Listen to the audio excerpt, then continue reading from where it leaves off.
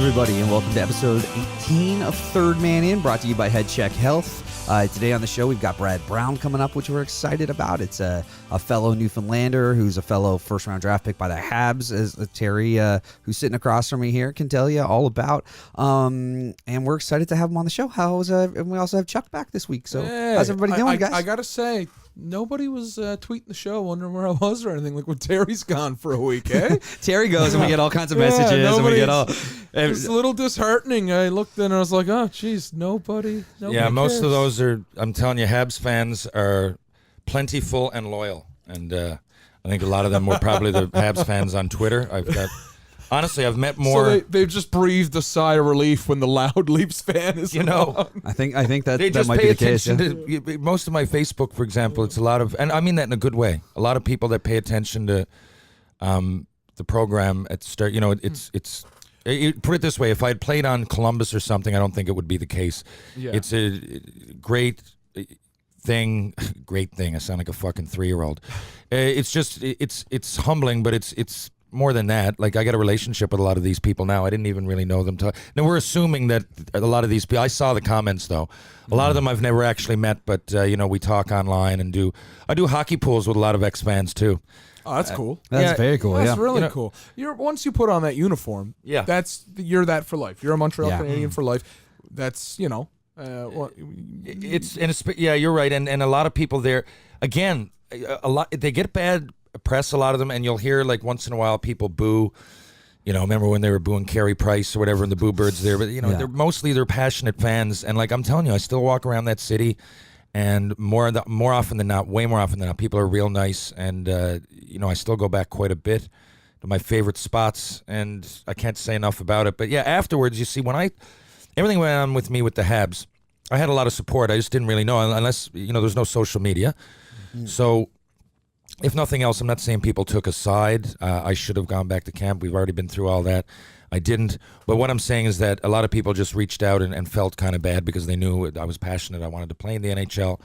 And when that didn't happen, but social media started coming in, and at least it didn't happen on a big level. 8 games. But you know what I mean. So, but then social media came, and a lot of them at first I was kind of pissed off, but I wouldn't say bothering, but after a while, you just put yourself in that position, and you're like, these people are great.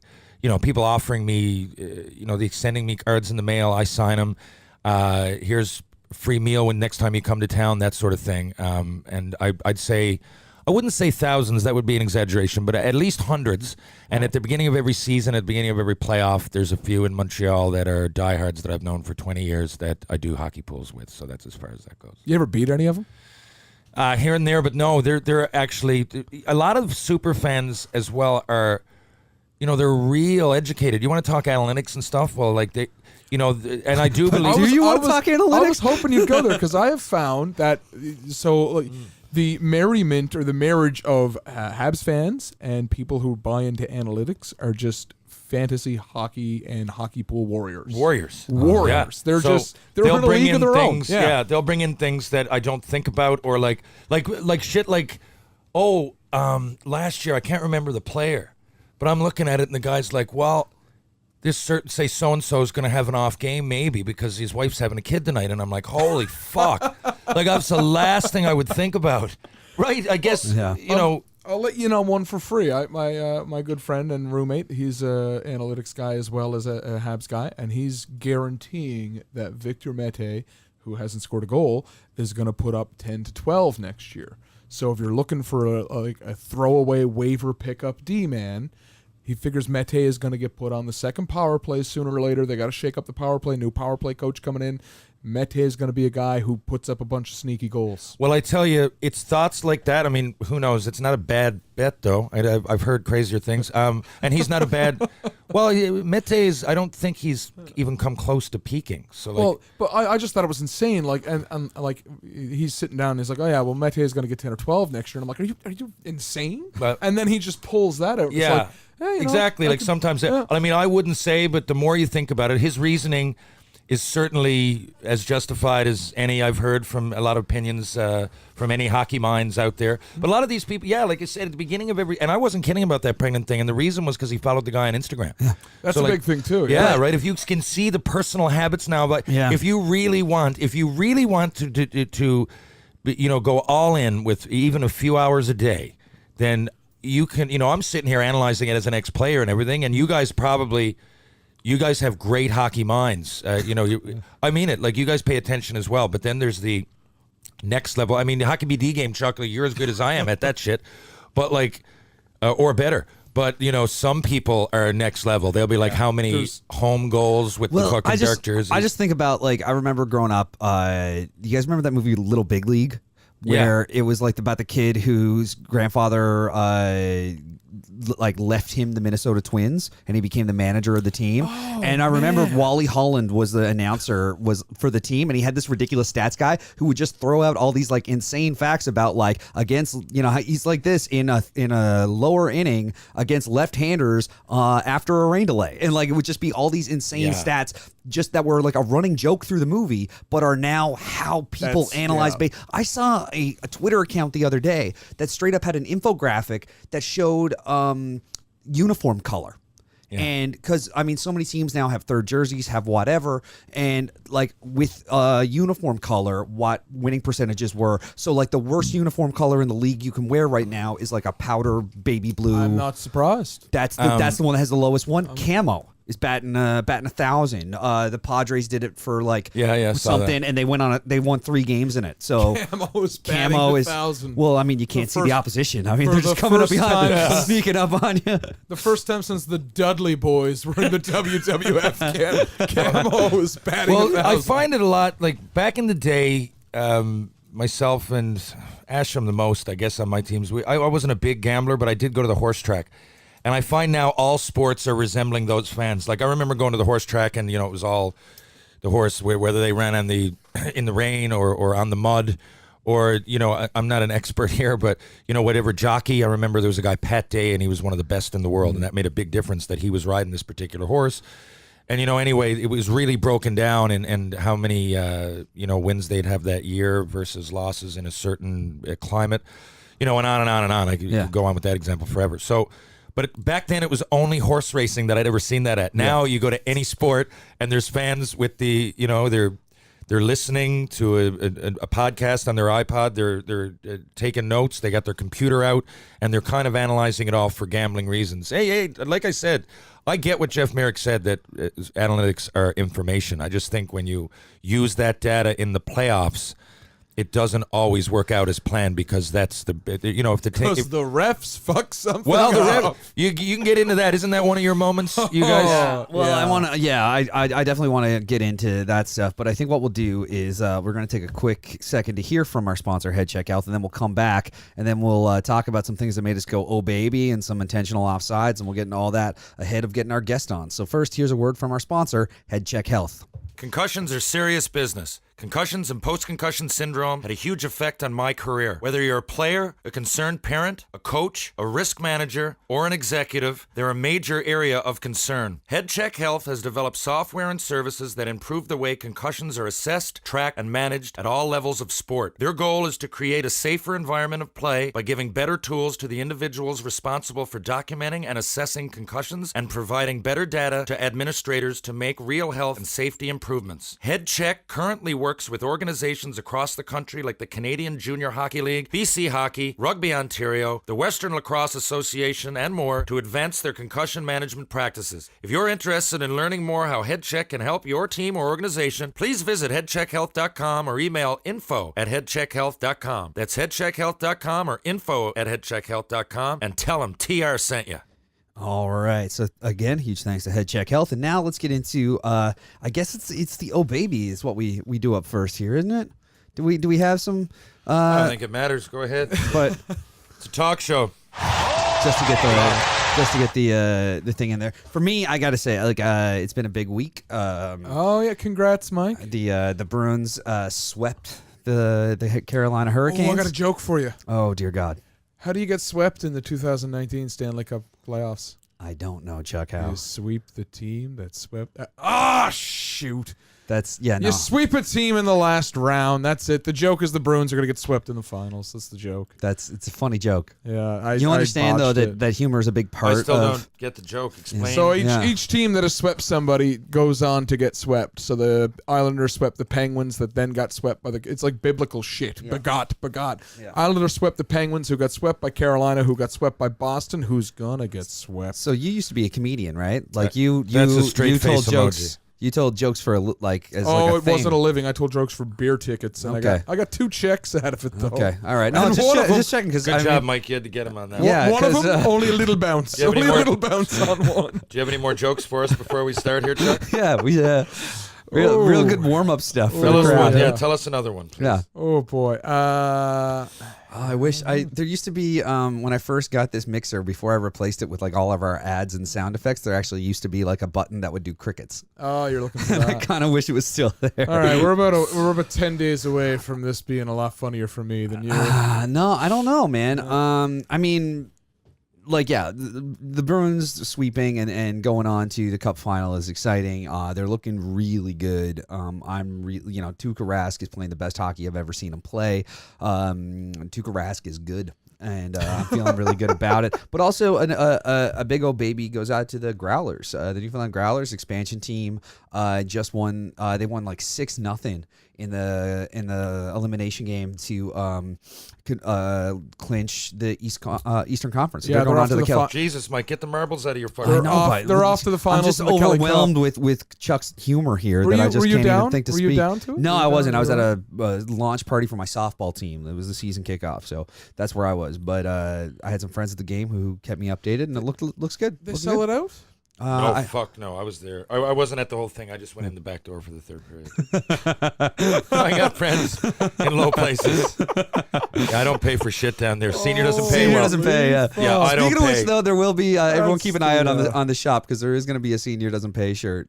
Jesus, that's an awful sketchy story. Yeah, I just went in the back door for the third period. That's all I do. I got contacts on the inside, boys. It's going to be part of the Puffin holding the door open for you. But yeah, we do have a new Senior Doesn't Pay shirt coming up soon, part of the Ken Reed collection on 3inmypodcast.com. So keep an eye out there. That should be dropping the next couple days. We also got a couple new hats up, which is cool. We got the one that you've seen Terry wear on his Instagram all the time.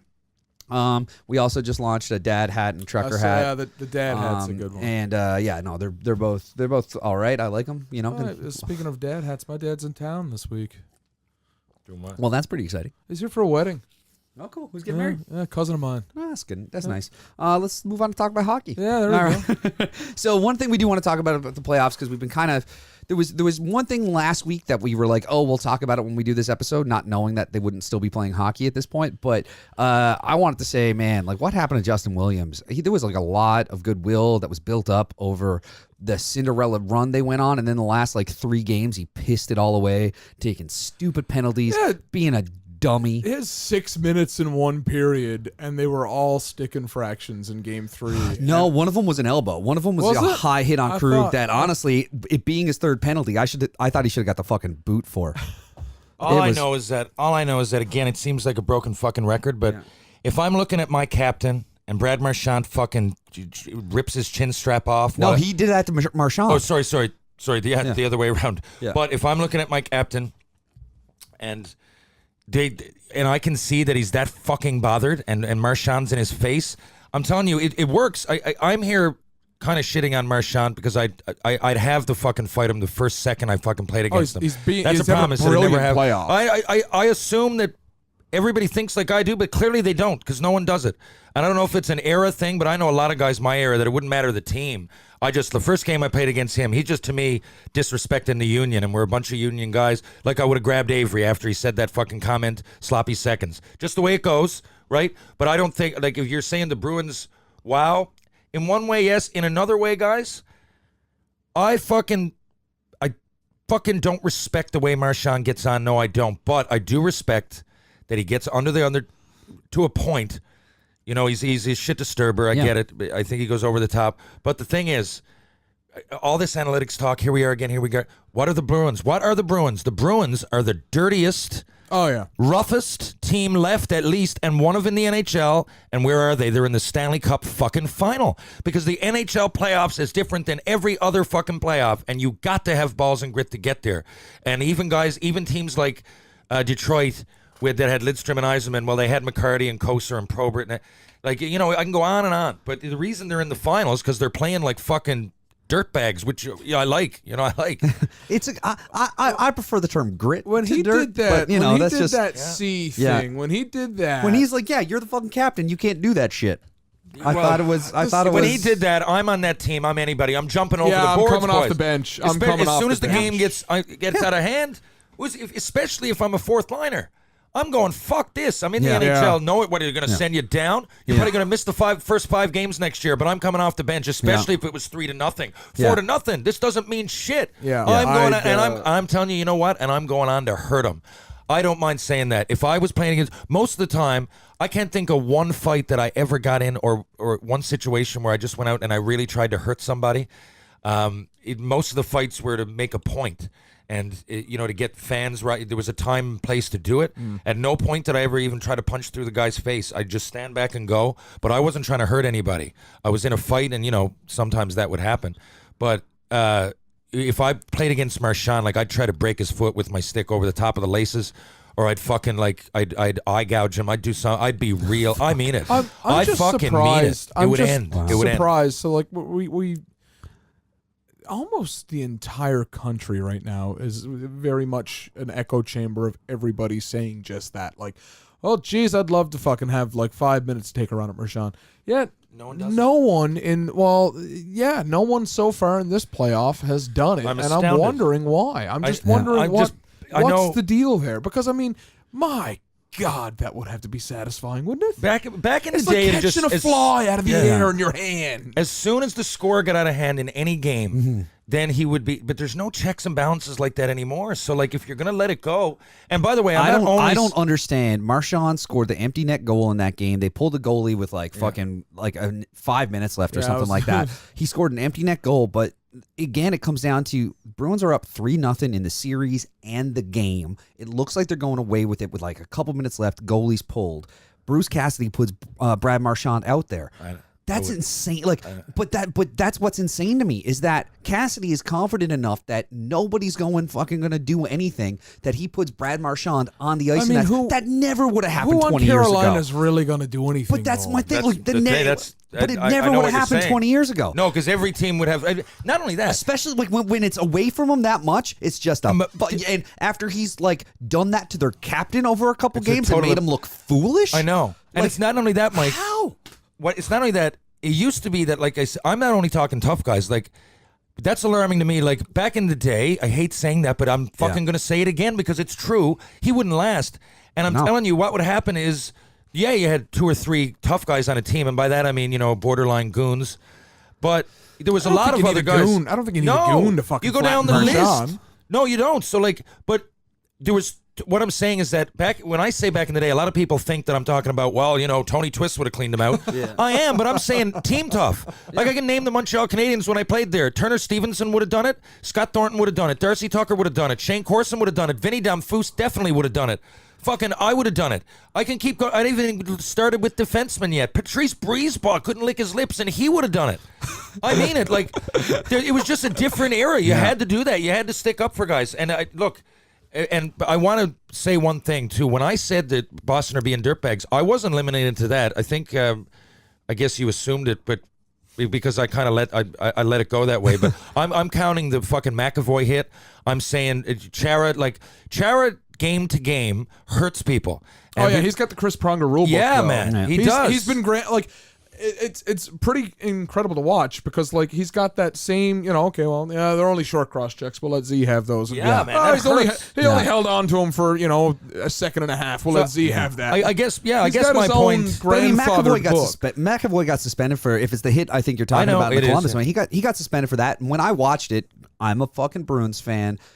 when I watched it, to me, it was Atkinson, I think it was against, right? It looked to me as though Atkinson held up a little bit, and it kind of affected where McAvoy caught him, and I think that's why he only got one game for it. But at the same time, like, I get what you're saying, but at the same time as all that, I think the shit that the Bruins get away with isn't quite the same as what the fucking Sharks are getting away with now. Because that's a whole different kind of... Because it's one thing to let a few little things go, but like fucking hand passes, this 5-minute major that got him like in the first... Like they've had call after call after call advancing them. Tomorrow night is their 5th elimination game of this playoffs. Yeah, I got a feeling the luck is going to run out. I'm going to say, well, this is going to come out on Tuesday. I'd say the final will be not underway, but I think it'll be a Blues and a Bruins final. Which I love the idea of Blues Bruins it's final. A rematch. Not the last time the Blues were there, but close on it. Well, it's the famous Bobby Orr goal was against the St. Louis Blues. I'd love to see the Blues win it. It'd be good for hockey. If the Blues or the San Jose wins it. If Boston, of course, I know, Mike, you're going to be happy, but I think it's going to be a little bit more this. Now, what would you call Boston?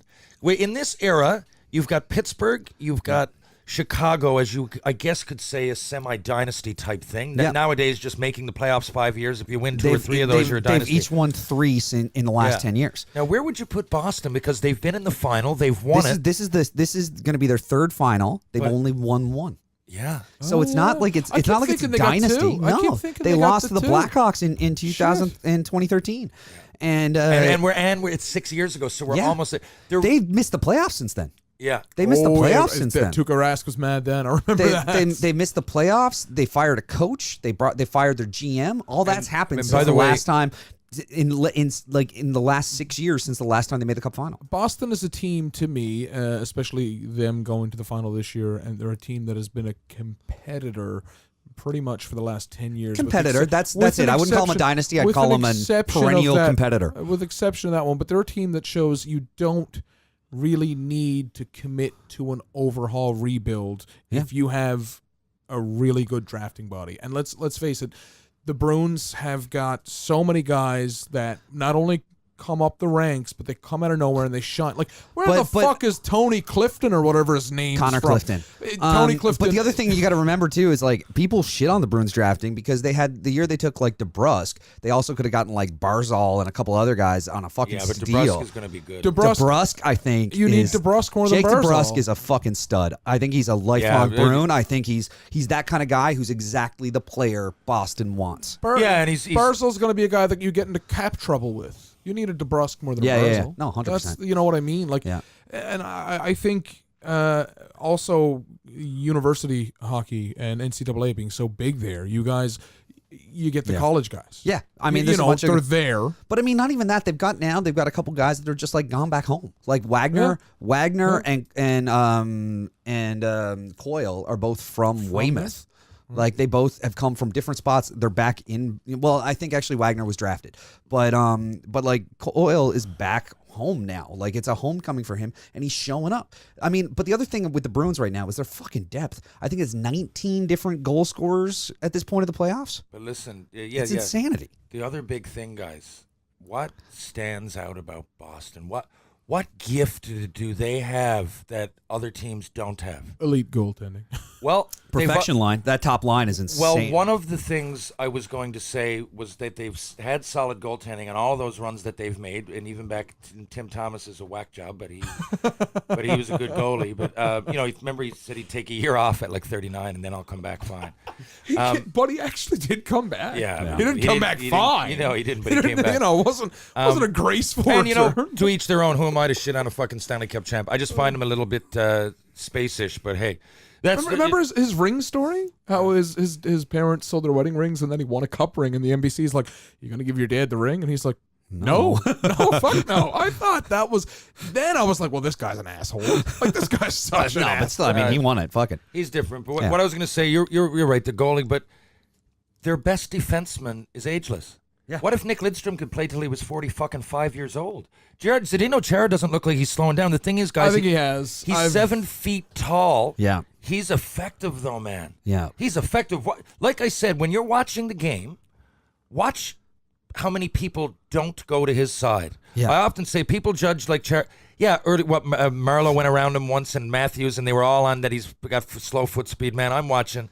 No one likes going down that wing, and he's fucking whacking guys, and he's still half offensive. He's and I mean, you know how hard he is to play against guys. He's 7 feet tall. I'm telling you, when you're out there, you don't want to go anywhere near him. No. So half the ice is not even being played on.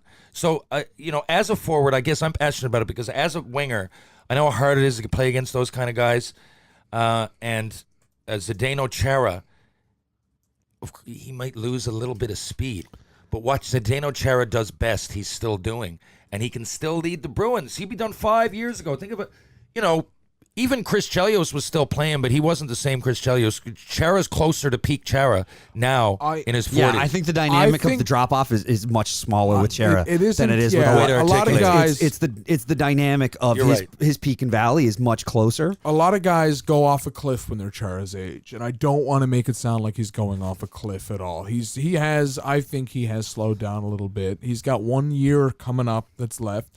And I honestly think they do, and TR, I know you hate this term, but I think next year they load management him.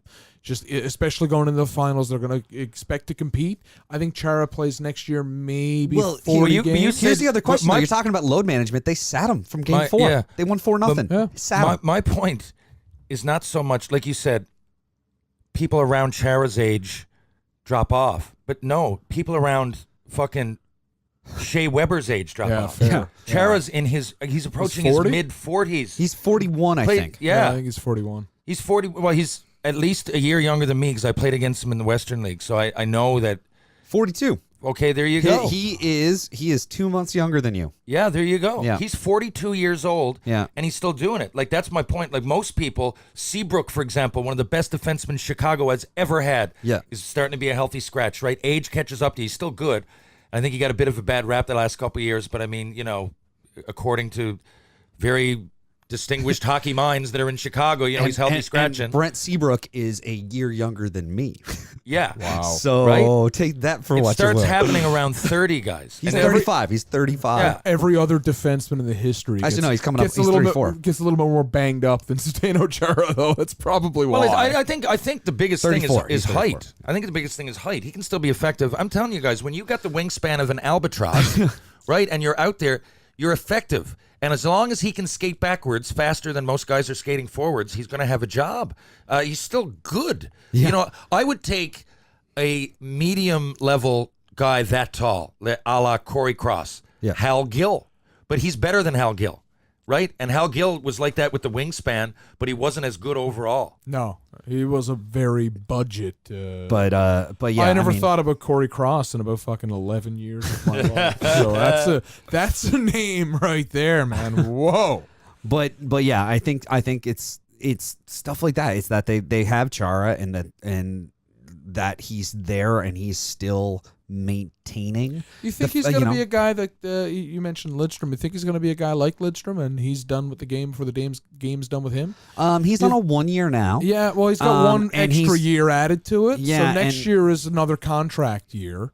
And I think it really depends. I think it depends on how this cup goes. Yeah, and if you're going to the cup already. By the way, I'm saying this cup in terms of like if they win this cup, I think it might have a huge effect on how he feels moving forward. Yeah, totally. And by the way, Chuck, I agree in the sense that I just don't think he's dropped off yet, like to the point that I thought he was. Like you made a good point, the dynamic of the change, but. I do think, age happens. I do think at some point. So I'm only signing him to a 1 year, no matter what it is. Yeah, and that was a super smart move because at the absolute hypothetical, I don't think it's going to happen. But if he does go off a fucking a giant cliff over the summer, say they win the cup, but they win the cup, have to be a giant cliff for him not just to like land okay. Oh yeah. So if let's say hypothetical, if they win the cup and he literally does no training whatsoever. I know he's a fitness nut, so that's not going to happen. But, hypothetical, if that happens, he's a 1 year, so the worst happens, he shows up out of shape. They do the same thing the Habs did to Thomas Plekanec last year type of thing. Yeah. Where, it's not working, you retire. I don't imagine that's going to happen. I don't think so either. It's just think about the bonus that they get out of that. Like, there was a time when he played in Ottawa that him and Redden were similar. Right, but him and Redden were, like, both considered the same level. It was, right? it was a point they were like a 1-2. They were the top 2. And they had to get rid of one of them, and they got rid of Chara. Chara. Now, I love Redden, and I think he got a bad rap the last few years. I really do. And the fucking guy's a golden guy. Fucking Wade's World, he set up charities. I still think, I don't quite think he's a Hall of Famer, but close to. Like, he's that good. And the years that, he was on Team Canada when in the Canada Cup, or the World Cup in 96, I think. Now they lost. And I think he got a world championship maybe out of it, but Wade Redden was good. He was the first defenseman since Bobby Orr to score a goal on his first shot. And I was at the fucking game. I was sitting out for Montreal. I knew Wade because we played under 18 Team Canada and Team Pacific under 17 and all that shit together. So I was at that game, and I remember coming down, seeing the goal go in, and getting down, and underneath in Montreal, they kind of whisk you around in the golf carts. Yeah. And I jumped in the golf cart with him and got the ride over to Don and Ron. Yeah. And dropped him off and sat in while he did his interview. Not that I was his best buddy, but it was a big moment. We were like teammates for Sniff at Christmas in fucking 93 or 94. So I was there with him to celebrate. I thought that was great. But I'm not plugging him here because I talk to him every day. I watched that guy, and he was the ultimate professional. He was a great fucking leader. And but when, think about it. So there was a point in time, seems like fucking 50 years ago now, but when him and Redden were on the same level, and so they got rid of Chara. Chara's still going. Yeah. That feels... Red's was done 5 years ago. Well, I think Redden played with Chara on the 2013 Bruins Cup run. He did, yeah. He was on that team, and he was part of that Cup run. Yeah, he lost in the finals, didn't he? He did, and he came back and played pretty well. He didn't. He redeemed himself. He also ended up in St. Louis. Is that where he made his way back in the NHL? I think he got back in there. I'm trying to remember. I think he played his 1,000th NHL game after the longest hiatus because he was in the AHL. Because he got signed to that ridiculous deal with bad contract. It's been known to happen, but I remember. That's most of the bad rap is the contract. The Ice Caps days, I remember, was always a treat when he was coming to town with the Harvard Wolfpack. Yeah, it was. He came through with the Connecticut Whale. It was the Connecticut Whale. He was the captain. Then he got brought back into the league with the Bruins. He got with the Blues. Got traded at the deadline to the Bruins, and he retired as a Bruin. You know what, too, guys? So they were reunited. A lot of guys. Jesus Christ, what a world! Yeah, a lot of guys that get sent down at that point won't go, or they'll go and they'll. He did 4 years down there. Four seasons. He did a stint. I don't know if it was 4. Was it? I think it only showed 2 there, but that could be wrong. But either way, point being, you can also go down and pull the chute and say you got a fucking bad groin and retire too, and still get paid. But he didn't do that. No, right, and that says a lot about he the wore motherfucker. the fucking C. Yeah, he wore an A and a C for his 2 years down there. C in the minors is the kiss of death.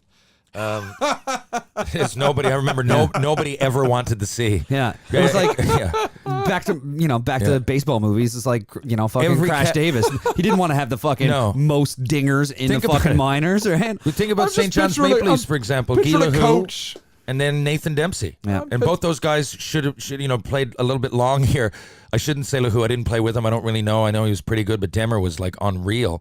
And he was here for fucking 8 years or some shit, man. It's fucking nuts. So no one I remember that being a running joke that nobody wanted a letter in the minors. I'm picturing just the coach naming captains and be like, please reconsider somebody else. Kiss of death. It means you're in all year. You're into this. Yeah. Now, do you want to bring up the women's fucking thing now or what? No, we'll wait. We'll do it as a hashtag after because I still want to talk about the fucking refs because we still haven't talked about that yet because what a fucking shit show that is. We kind of glossed over glossed over it a little bit when we were talking about the thing a couple minutes ago. But what the fuck is going on with it this year? This has been the worst. This is the worst I can remember. Okay, I'll be realistic. My team has been put out for a couple of weeks now. I still watch. Yeah. I pick whatever's on more or less. Yeah. So the second round, whatever's on, I'll flick it. I was a bit selective on what I was watching. I did like watching the Hurricanes because they're a fast team, but. It seems like not just every round, but at least one game in every series from fucking April until where we are now, cutting it on June. There has been one game decided or failure to decided on a terrible reffing call. Yeah. Just an absolute, and obviously the latest one was a game-winning goal from guess who, the Sharks, with a hand pass, and it wasn't blown. But dead. to me, that's a error with the rule book, the way it's written. That's laziness. If you can't, you can like review, a skate, but you can't review a hand pass. Like, but I saw some stuff on this, and it turns out that like it's that you can. It's just the refs didn't, because the way there's a rule 38.4 subsection 9 that I've seen. Fucking go to law school. I've seen it brought up a bunch in the last week since this happened. They keep talking about the specific rule, and it's the rule that's meant to allow review if you think the puck hit the fucking mesh and bounced down and went in the net. If it's the same rule, it's just basically it's a catch-all rule that just basically is meant to be something that makes plays reviewable and make sure that they're good hockey goals. And it's there and it's in the rule books. It's just a hand pass isn't clearly defined as one of the things, well, but it says up to but not included. Like it lists off that there's more room for interpretation there. Okay, but the thing is that guy got a fucking point. He got credited with an assist, and if he can throw the puck to a guy and that be counted as a point on the fucking score sheet, he's involved enough in the play to warrant it being reviewed. What are we at now with the official league apologies? Because I know in the first round there were 2, and in the second round there was 1, so that was 3.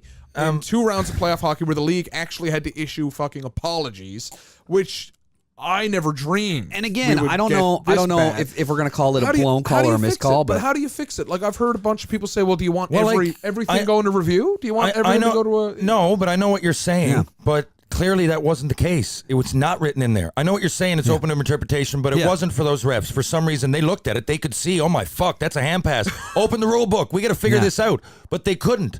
So, like, I know what you're saying. Maybe it's open. But it's not, though. It should say it in there. Otherwise, it wouldn't have been a goal. No, and that's it. Is like I think it's that it's not. It was one of those things that you had to think of. Again, it's only because I've heard it listed so many times this week. So 38.4 subsection 9 that it would make me go, okay, this could be interpreted to allow us to go upstairs and review this. But at the time on the ice, when they were in St. Louis, I think the fucking crowd, they just wanted to get the fuck off the ice because the crowd was losing their shit at them. To be honest, with more review is more and more and more, like, it's never going to end. And you're asking this, the human error, man. Yeah. It's just that there's 8,000 cameras near ice now, so everybody can see every mistake. But there's always going to be this human error, and it's always been there. And I know that was really bad, but like, it's a fraction of a second. The one that I can't get over is the NBA. How the fuck can you tell if someone's finger hits a finger when you're taking a shot? And often they're wrong, but it's just a game. And to me, it's so bad lately that you just gotta, it's part of the game. Like, hopefully we don't get a bad call, but if we do, let's not even argue what specific call it is, because it's a fucking shit show and like anything can happen. I just think the thing that's making it especially bad this year is that the frequency, but also that it keeps happening. But tell me how it's going to end. That it's the Sharks keep benefiting from it. What shouldn't have been. But what do you mean the Sharks keep twice? It's not like we're saying it happened. It happened in the series against the Avalanche. There's one in a series, but the Avalanche one is not on the Sharks. The Avalanche one is a guy being lazy, getting off the fucking bench. Yeah, I know what you're saying. I'm not giving that the time of day. No, I am not giving that the time of day. Finish your shift, get off the bench. If the goalie's sitting there, that's on the coach. Don't put the goalie next to the fucking door. I think the most hypocritical thing I've ever seen in my life is TR like squinting and pulling back when you started screaming like he doesn't do it all the goddamn time. No, I had enough of that one. I had enough of that one because a little quieter there, Chuck. One of the linesmen said that Langeskog, who said it's totally on me, is going to get every call for the rest of his career. However, I got a bunch of people saying you got to change the rule on how fucking line changes happen now. It's still fucking stupid. No, it's just that is. However, one thing I was brought up to me this week that I thought was pretty interesting. The first time I heard it, I said, "Well, you're out of your fucking mind. We're never going to do that." But they said, "Well, why don't they run like the soccer league?" And there's a video official. Oh, they shouldn't do anything with the soccer like soccer. Well, there's a video official, and then essentially the video official has access to hit a button that stops play and says, you fucked up on the ice, boys. You missed that one. Dead play. I thought at first, I was like, well, that sounds fucking insane. But then I was like, well, listen, if the choice is an eye in the sky or literally every play is subject to a challenge or a video review or something like that, I'm taking the eye in the sky. It's what they did with that fucking American football, like that weird short-lived league, right? For a couple minutes, they did the same. Not the XFL, the one that came this year lasted like 3 games and then folded. They did the same sort of thing, I think, didn't they? Where it was up to a video review ref or judge or whatever the fuck they want to call it, who would just kind of give a red light or a green light after immediately reviewing any scoring play, I think. I don't want it was just theatrics like that. I just want essentially... I'm not saying theatrics. It's never going to end. The more cameras there are, the more video reviews are reviewable. Yeah. It's never going to end. No. Because people are going to make a one call and they're going to miss it. And there's eyes, not a computer. Like now, there's a lot of fellas saying the puck actually hit the shaft of Bouwmeester's stick, and that would be a live play. Because Bouwmeester played it, so then it doesn't get blown down. I don't even know what one you're talking about. No, that's the hand pass. The hand pass. A lot of people were saying. A lot of people who were saying that were Sharks fans. Yeah, it doesn't matter if it hits. Yeah, you directed it right at. Yeah. Yeah. It shouldn't have been a goal. It shouldn't have been a goal. But again, I don't think it's not necessarily a blown call as much as it was a missed call. And again, like the same way I've heard that rule 38.4 subsection 9 brought up a shit ton this week. I've also seen, Ron and the guys on Hockey Night in Canada like breaking it down and looking at all the angles and showing how like all of the refs were just in bad positioning, and it was just a perfect storm of bad positioning of the refs. It's more alarming to me was the Dougie Hamilton penalty. When, I don't know if you guys know, I don't know which game it was in. Maybe early in the Bruins series. Maybe it was even in the... I think it was game 3, because that was the game that had all the fucking penalties. It could have been even last series. I'm talking, the guy, he just hit him. Like, he got a roughing penalty, and the guy came to hit him, and the ref was standing right there looking right at it. Yeah, that was the Islanders series. Was the Islanders. Yeah. So, if that to me is alarming, if the ref is looking right at it. The other one, human error, you're going to miss it. It really sucks, especially as many times as we can like review and rewind. I don't know. If I'm the ref, I know I'm going to miss shit, man. Like I've often watched a game and from the bench and gone, I thought I saw something. I swore by it. I yelled at the refs. What the fuck? Yeah. And then I get home and I watch it. I'm like, Jesus, I was wrong. Yeah. So like these refs make those plays, and to me, it's always like they're 90% right, and I can't believe it. The game goes so fast. Of course, I'm sitting here. I'm sitting here saying it's never been this bad before. However, if anybody is a Buffalo Sabres fan listening to this program, it's been all this bad and worse because they did let the cup get lifted on a blown call. But I mean, the other thing too that I think is something to keep in mind with regards to this stuff is simply that. It's also, we talk about like players and load management and all this kind of stuff. Like these refs just finished an 82 game season too. There's fatigue, and now all of a sudden they've been doing the same thing the players have. You're only going 5 minutes overtime now. There's double and overtime. How many of these all guys? These things, how many guys have been let go in the playoffs? Like fucking 12 guys. There's been they have sent a lot of guys home. Yeah, I think they sent the first time. This is the first playoff they sent a crew packing before a round was even done. Yeah, because normally it's the same crew does the entire series. Yeah, right. I think they sent a crew in that San Jose. I think it was San Jose again. I think they sent a crew in that San Jose Vegas series packing before the series is even done. I'm gonna go with this is just out of memory, but I'll tell you, like we're also in the era that people can talk on that Twitter box, and Facebook and whatever social media like immediately. So. I'll give you an example. In 2004, the Flames were playing Tampa in the playoffs. Fucking party Jelena. Jelena scored. Puck was in the net. The puck. Now, not a lot of people. I couldn't believe at the time how little talk was focused on that because you could clearly see in the replay the puck went over the line. Clearly went over the line. But there wasn't as much analyzing the game then. There wasn't barely any social media. Yeah. So people were like, you know what? That's the breaks. It was real fast. The ref missed it. On with the next. It wasn't even a big deal. Now, people be going, the Flames should have won the Stanley Cup. I've got a guy I still see some guys who do that on Twitter. I've got a guy who absolutely refuses to say that the Stanley Cup that year wasn't the Flames. He's got a banner, and if I text him right now, puck was in the net, he will reply with that image in less than 5 minutes. Yeah, all right, we're going to test it. We're doing it right now. Now, imagine, guys, if that happened today, we'd be talking about it more than that hand Oh, pass. yeah. You'd be saying, "What the fuck? That was a goal." It was. I mean, I still think that. Like, I remember watching that. I was at Mingles in Grand Falls. Yeah. It was Saturday night, Hockey Night in Canada. We were watching it on the big. They had a projector set up, watching it on the big screen, and we lost our shit. But again, it was 2004, so it wasn't like there was 100 HD cameras. It was over the next 4K. day. It was, That they used to moved be on, it. and then Monday night they fucking That was the it. Tampa Bay Even won. Calgary didn't fucking dwell on it. Even the Calgary Flames 2 days later, it was over. There's a bar in Calgary that had a banner made. They had the Stanley Cup like a. And I mean, there are, actual but at the same time, I get what you like. You know what I'm saying? I'm sure people were upset, but I'm Yeah. just saying it didn't. Right now, Yeah. it would be The level even of worse. outrage Yeah, was- the yeah. level of outrage would be fucking through the roof. Oh yeah. Right? Yeah, I wonder what they'd. I honestly, I wonder what would happen if, like you said, the social media. I mean, I don't know. This is out of left field, but right now I woke up this morning and it's Monday and Game of Thrones ended last night. There's already like 2 million names on a petition for them to do over the fucking Well, season. don't because tell me. I won't tell you Yeah. anything. I don't But watch they it. also but- there's also a petition now because they just announced Robert Pattinson's going to be the new Batman, and people have launched multiple petitions. We're to in recast. that era. Every It's just single thing, everything is a every fucking. level of information is going to be fucking analyzed, and more often than not on the Twitter box, it's fucking negative, right? Yeah. You're not seeing. I don't think Squeaky a wheels full, get greased, You're not right? always seeing a full representative of the sample size of the population on that fucking thing. But They redid Sonic. All the animators have to do an entire fucking year's work in 4 months because they complained about how a hedgehog looked in a movie. Yeah. wow, Yeah, well, yeah, it's something. But that's- John Hamm for Batman, by the way. Speaking of the St. Louis Blues, drunk John Hamm, Pat Maroon, double OT goal. I enjoy it. you had something. You've been looking like you're. There was something you were going to say, and you're grasping for it. I was. Yeah, I forgot, and now I just remembered. So the further you go back, guys, it was never a thing. And you watch any game in the '80s or whatever. Watch some of those plays like where a fucking guy whacks and breaks his stick over an ankle, and the ref misses it, and you knew it should have been a 5-minute major. Yeah. But it was.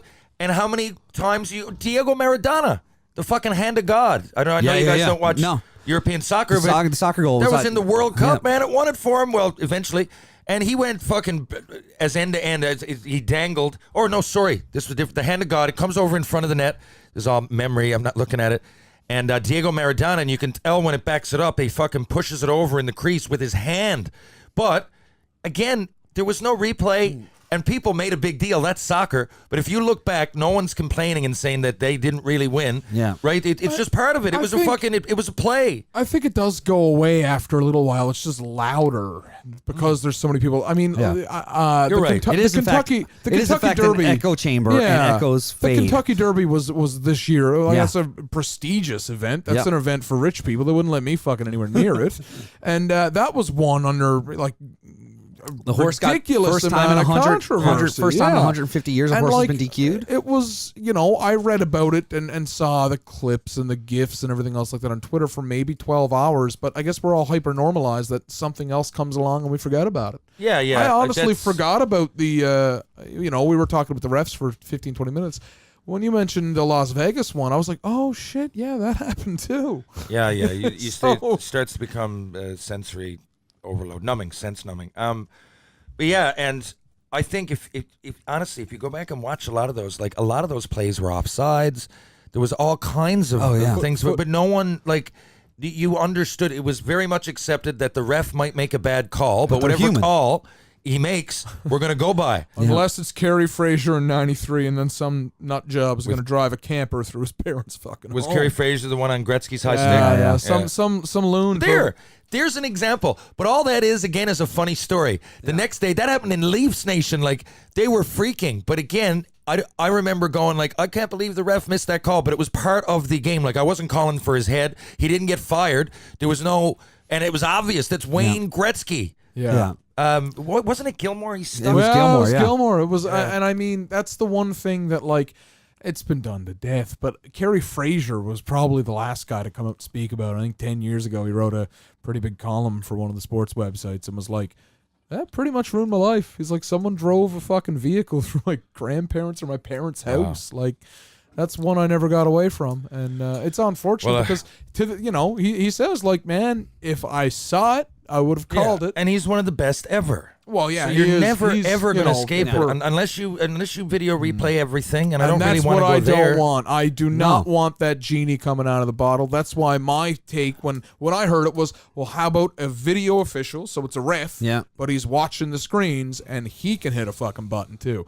I thought when I first heard it, I thought, well, that's fucking cooked. But I'd take that over literally every play being like a coach talking into a yeah, but that cuff wouldn't go over because he's still seeing it in real time, and he'd have to stop and slow it down, and then you'd be stopping the play 2 minutes later because you would think you saw something, but you're not. You're still gonna have to reassure yourself. Press stop.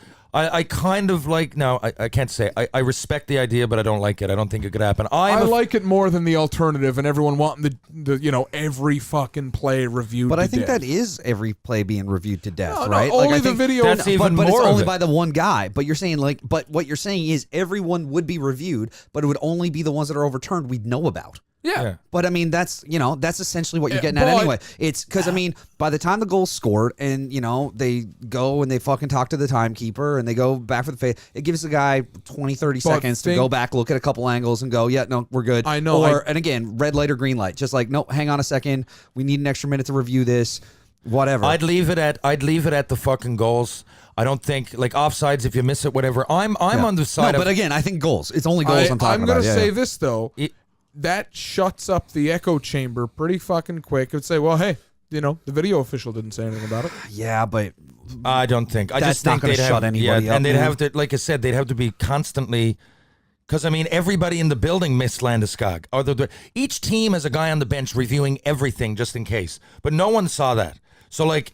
You're talking about a video guy that would have to be literally stopping it every 5 minutes, replaying it, stopping it, replaying it. He's going to see it. Like generally the reps are out there. They can see what's happening. If you were watching it on a video screen, the same thing. So your reaction time is still going to be slower. And like he said, you're just going to find out about the overturned ones. But you're still, if judging by that, the play could go on and you're going to call it down 3 minutes later in mid-play. Is Well, that I what you're wouldn't saying? say 3 minutes, but I'd say probably 30 But seconds. it takes a 40 while. But I seconds. know, but it can't be done. Look at how much time it takes to analyze goals. The other night, that took like fucking 10 minutes. So if there's a And that's what drives me nuts more than anything. Yes. That's, what would be any different for a video guy watching it? He makes the call already. By the time he hits the button, the call's made. He's literally on a headset with a ref down there. So and- 10 But 10 again, minutes. I get what you're saying. If it's taking them 10 minutes to do it taking up- now for something to the be average reviewed, time is 5. Why would it be? Why Yeah. would it be any less for every goal if this guy's looking at it? Why wouldn't he? Shouldn't he be doing the same level of due diligence for As every them. fucking goal? Yeah. So what would be the Shouldn't difference? he be doing the same thing? if he sees it and they miss it, so okay. So, But I mean, that's what they should be doing now anyway. Yeah. No, I want you to explain it because I don't understand so what you're essentially, saying. let's say it's an offside call. There's 2 linesmen and there's a video guy. Yeah. And then the goal goes in and was offside. The second he sees the offside up there and the 2 guys miss it, he hits a button and it's done. But what do you mean? But I They know. don't- But they don't- again, the you're- goal but doesn't but go it- in. I know, but This he'd guy still has- have to. that doesn't- He'd that still have to doesn't determine work. it. You're talking about the exact same thing. So he still has to stop it and go, was that up? And what if it's a tricky situation? Like, because what's the difference in the call that they made? Like there was 6 people the other night analyzing and it took them 10 minutes. The average is 5 or 6.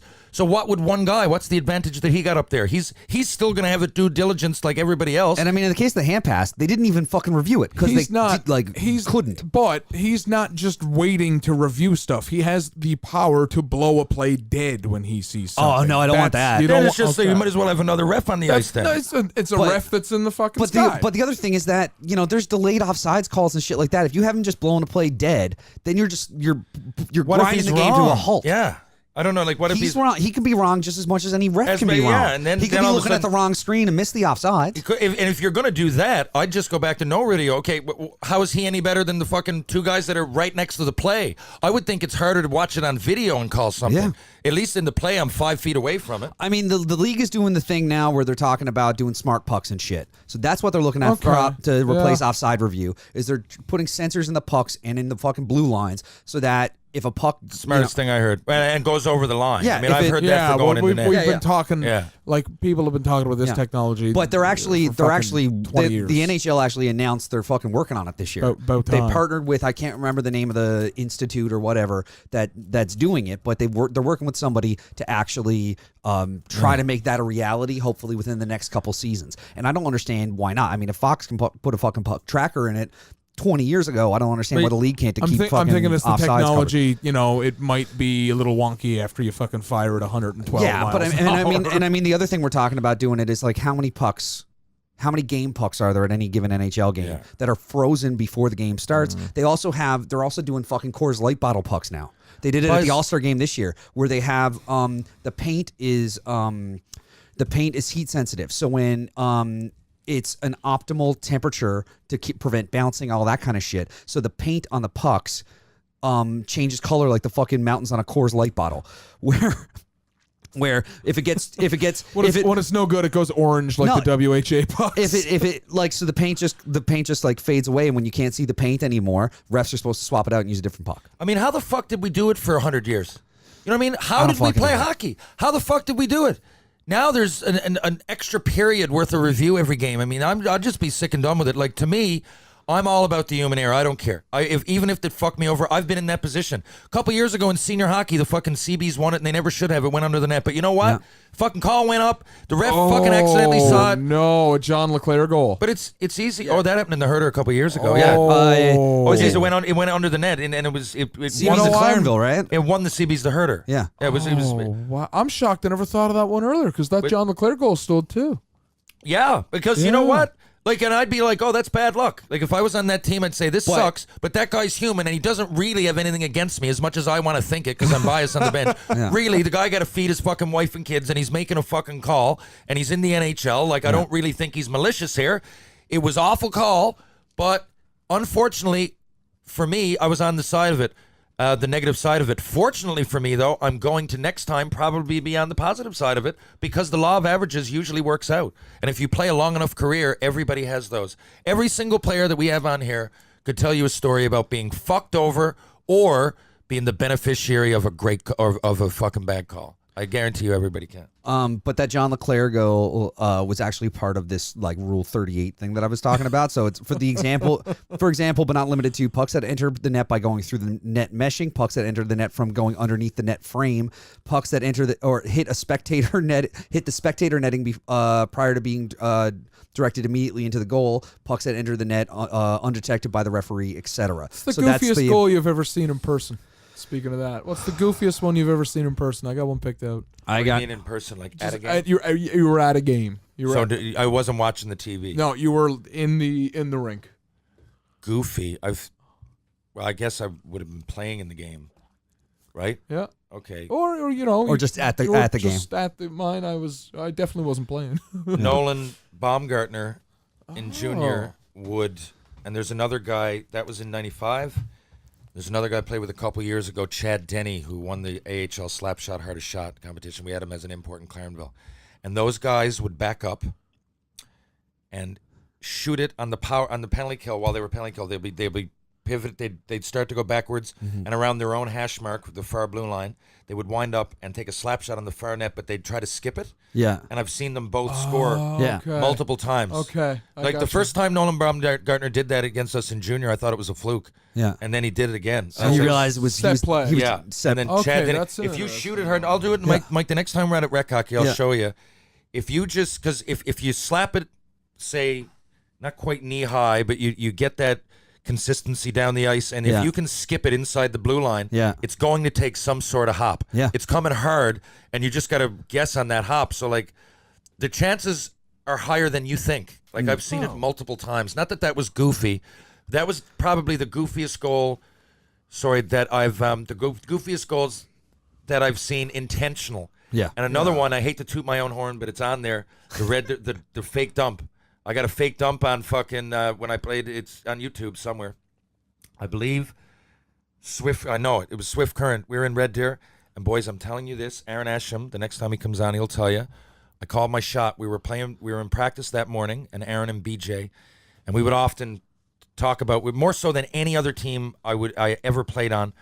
We had a laugh. So we would go over our celebrations, what we were going to do after the game. From the, I'd do the fisherman down the ice or play the guitar, whatever it might be.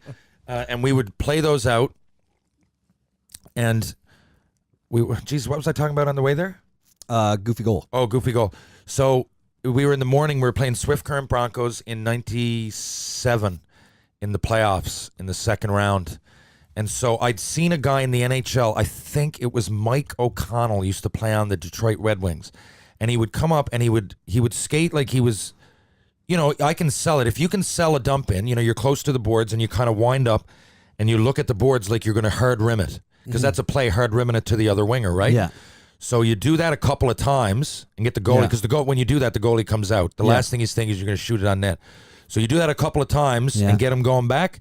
And then the third time, you wait till he's behind the net. Yeah. And then if you get enough steam on the shot, you can throw it in the corner. So mine was against Terry Friesen, I believe. And I believe it's Red Deer versus Swift Current. Anyway, fake dump goal, if you ever want to see it on YouTube. Okay, That was my goofiest. That's the one that ended my rec team season this year was pretty fucking goofy. Okay. It was a game where the night before we had a 2-night playoff, and so we had like the 2-3 game and Wait. You're talking rec hockey. yeah, that's happening. Of course you've seen goofy goals in rec fucking I hockey. know you didn't say Jesus say Christ. I'll let him have it. Well, of course you've seen goofy goals in rec hockey. You've I know. seen. Okay. I'm just saying this one was particularly goofy. I've seen some goofy shit in a lot of, Fair enough. I've let in a bunch of goofy goals when I'm playing in net, but this one was particularly shit because it was a 2-2 game. We had just destroyed the team, a different team the night before, but it was still like we were the higher seed team. It was tight game. The team that we were playing against had lost like 9-2 the night before or some shit like that. We were playing them. It was 2-2. And late in the it was a 2-period game. Late in the game, like 3 minutes left. Their D-man gets it back, just throws it on net, just like lobs in, just not even I don't even know if you could call it a fucking wrist shot. But it goes high, hits somebody's shoulder, bounces straight up. Our goalie looks up for it and doesn't see it as it lands behind him, bounces off his back and goes that's in. Close. That's close to what I've seen. Yeah, but that's rec hockey. Of course, there's been 1,000 of those. I've I know. seen That's this like happen. That's like if you He didn't qualify. I the thought you were quality talking of like hockey. fucking the David Beckham fucking goal from the other end of the fucking field or something. I thought you were talking shit on TV. Well, why don't I just start explaining my dreams? Anything can happen in rec hockey. Anything can happen in a dream. My story. My story Rec is hockey, there's some guys that can't skate. I'll give you a goofy one. I'm one of them, for fuck's sakes. I know. Oh, yeah. Of course, there's I'm going to just be saying- goofy goals in rec hockey. I know, but Well, I wish I did mine first here. Sorry, we can't all have this kind of fucking experience of playing. Yeah, we're a not shit all ton I of- mean, at least on TV, the no people can sample at size. least give the people something they can refer He to. said in person. I'll give you my. He said in right. person. In the that first, my in-person games are limited. All right, and well, most the one- of most suppose. The you one know, so I there was we go. thinking about is when you were reading that fucking legal tender over there. Yeah. There was one that was the AHL was the first to do the video challenge stuff. Okay. They had the trial run here, we'll say, the AHL. It's back when the Ice Caps were Winnipeg's affiliate, and it was against the Sharks affiliate, which were in Worcester, but I don't think they're there anymore. It was a literal innocent, rip it, dump in, but it hits the glass, hits the crossbar, hits the back of the goalie's head, and then goes in the net. And nobody had a fucking clue what had happened. So the guy just teased it from the red line, trying to get a change. Oh yeah. Bing, crossbar up, back of the helmet, rolls down his back and into the net. What league was this? This is the AHL. Okay. This was a professional league, Terry. That's at least more Yeah, legit. this Can we was- see it on film or anything? I was at mile 1. I was in section 117. But let's see if I can find Before I forget, I know it's another sport, and I don't think I'm explaining goofy goals. I'm explaining creative, different goals. Oh yeah, you're explaining. Oh, yeah, you wouldn't be able to do what that was. Yeah, You wouldn't be able to do all that. all these are intentional. So the ones I'm explaining, but there's a great soccer goal. I'm not sure who it was against, but David Beckham is playing in the English Premier League, I believe, at the time. He's a young guy, and he's over the half, but he looks down and he sees there's a little spot over the goalie. There's enough room, and he shoots it from the other end, man. It's wild, and it sails over the goalie's head. It's one of the best goals because he tried it. It wasn't a fluke bounce or anything, and it was one of the nicest goals I've ever seen. But there was one this year, I think, in the NHL that I didn't see in person, but was really fucking cool. Where it was same sort of idea. It was puck off the glass. The puck hits off the goalie's back and then rolls down and gets caught in his pants. And he doesn't know where it is, but wanting to cover his crease, Yeah, I know, I saw backs that himself in, but puts the puck over the line and doing it. Yeah. Did they call that? I think they allowed that goal. Wow. Well, anyone remember Eddie Belfour in the Olympics, Salt Lake City? No, I don't remember. The other offhand. thing is, guys, the other thing is, people go for that, right? Yeah. Like when you see that happening, it's not usually a fluke. Like if I was getting it on the penalty kill, I'd try to put it off those because I know there's a chance it's going to, if it hits a partition, it's pucks going to in bounce deep. out. So every time that I'm dumping it in on that side, like for a rim, especially on the penalty kill or something, I often watch Patrick Kane. He does it all the time. All the time. He makes passes. He just throws it up there. Hey, worst comes to worst, it'll go in the corner. But best case scenario, it hits that and at least bounces out. Because it's such a fast game that any of those quick bounces give you a little bit of space. So guys do go for it. It might look like a fluke. And I'll give you an example. There was a guy I played against, I played on his head. There was a guy I played against in the Western Hockey League. Darren Quint. You know who I'm talking about? No. I believe he ended up playing for Boston. I'm surprised if you don't know who he is. Or maybe he's from Boston. Anyway, he played for the Seattle Thunderbirds. He was a big pick, and he played in the NHL for a bit. And he's, I believe, got the 2 fastest goals. He scored a goal. Darren Quint used to do this in junior, too. That's why I know it wasn't a fluke. This is totally off the top of my head, and this was 20 years ago, but I'm pretty sure that Darren Quint at least had the 2 fastest goals. And the second one, it was a penalty kill, and he just rimmed it off the glass. Same thing. It bounced, and it came out. And he used to try it in junior all the time, too. It looked like a fluke, but... And often it is. I mean, fuck. It's just that you're putting it down that way anyway. And if you put it the right height and it hits that, you never know what'll happen. There was a set play in the old Detroit building before they built the new one that if you hit one of the letters on the Little Caesar sign behind the away goal, it would bounce right in the slot. And if you go back and look at like a couple of video footage, you could see Lidstrom ripping it intentionally wide. It's hitting that Little Caesar sign, and boom, it is right in the slot. Well, that's what happened with gotta that. know the boards. That's what happened. Well, not boards, but there was the second goal in the Boston in Game 4. It was the defenseman had it, went to throw it out off the boards, caught Bergeron's skate, went right to the high slot to Pasternak. Bergeron circled around the net and took the feed. I'll tell you this, boys. There's one play. Me and my buddy Mike Hurley, and Mike, I think you're listening. We came up with this in junior. Mike ended up having 50 for Portland in 97, 98, the year I left. But he was on our team in Tri-Cities. And so we would practice, and this is going to sound nuts, but we had the angle exact that we would come down on a 2-on-1, and if I was at around the hash marks, I shoot left, he shoots right, and I would intentionally miss the net like on a 2-on-1 and bounce it off the boards and come out the other side, and it would go right on Mike's stick. Now, we must have done this, I'm serious, 500 times to get it, because you're skating, and sometimes, like, if you're an inch off, maybe not an inch, but if you're a foot off, it's going to go somewhere completely different. And we went down, and fuck me if I didn't try it in a game, and it looked the stupidest play. It went nowhere near. I was so confident. And it was one of those, you know, the fans, like, you get it. I stole the puck on somebody. It's a 2-on-1, and the fans, they start getting, and then it's the big letdown. They're like, what the fuck did he just do? It looked like it was the shortest dump in of all time. I had it, and I just put it like, for no good reason to the fans' minds. They thought I missed the net. I mean, I was in the hash marks coming on down the side, and I threw it like fucking 8 feet to the side of the net, and it just rimmed around the corner. It was awful. It looked like such a bad play. But anyway, Mike used to try those things, and Mike was one of the first.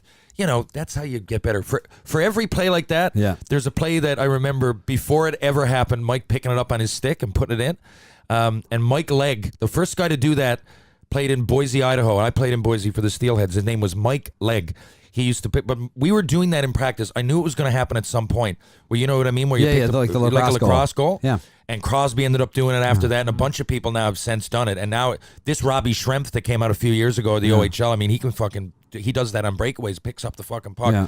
But it became an art. But we were doing that all the time. And for every one that didn't work, you know, you'd get one that would. And that's the other part. I know I'm kind of swaying, but, you know, playing on teams, because you get to, when you play with guys and you communicate and you get to practice early and everything, you're picking up what they're laying down. You know what I mean? Like if you're out there with Mark Recchi and you ask him to go out for 10 minutes, which I would before practice, because he was the best passer I've ever fucking seen, at least the speed on them. I mean, it was hard to take.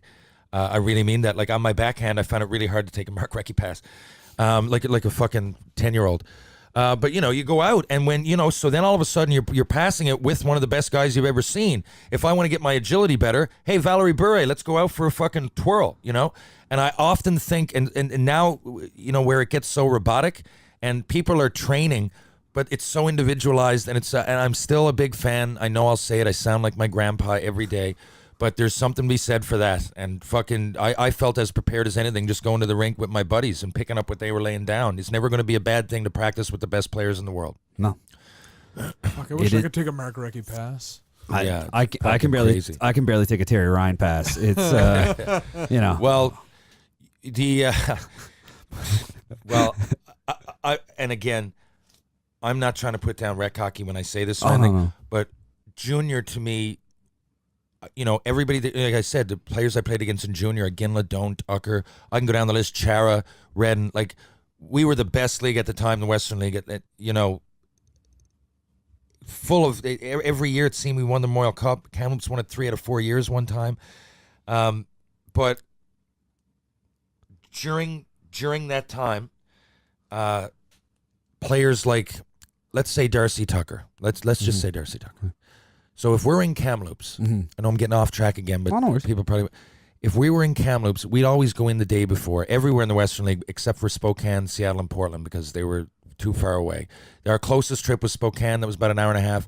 Portland and Seattle were 3, and after that, like in our own division, we were kids. We had to drive like 16 hours to Prince George. That's in our division.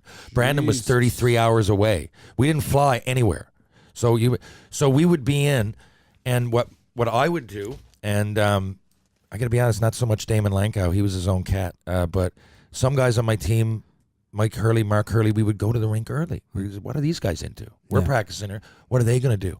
And you should have seen the fucking work that Darcy Tucker would do, man. I got to point that out. You wonder how a guy like that, he's not a great skater, and he fought for everything he got, but those guys in Kamloops, I remember going like, wow, that's why they're the Kamloops Blazers. Now picture it. Like I said, I was junior in the Western League for parts of 5 seasons. 15-year-old up to 19-year-old. And in that time, Kamloops won the Memorial Cup 3 times. They were in our division. And they had, I'll name just some guys that they had in that span, okay? Jason Strudwick was their 6th defenseman. Brad Lukowicz was one of their last. He got 2 Stanley Cups. Tyson Nash, 3rd, 4th liner, 400 games with the St. Louis Blues. Darcy Tucker. Nat Dominicelli, who was a bullet, played for Calgary early. His career was done early, World Junior.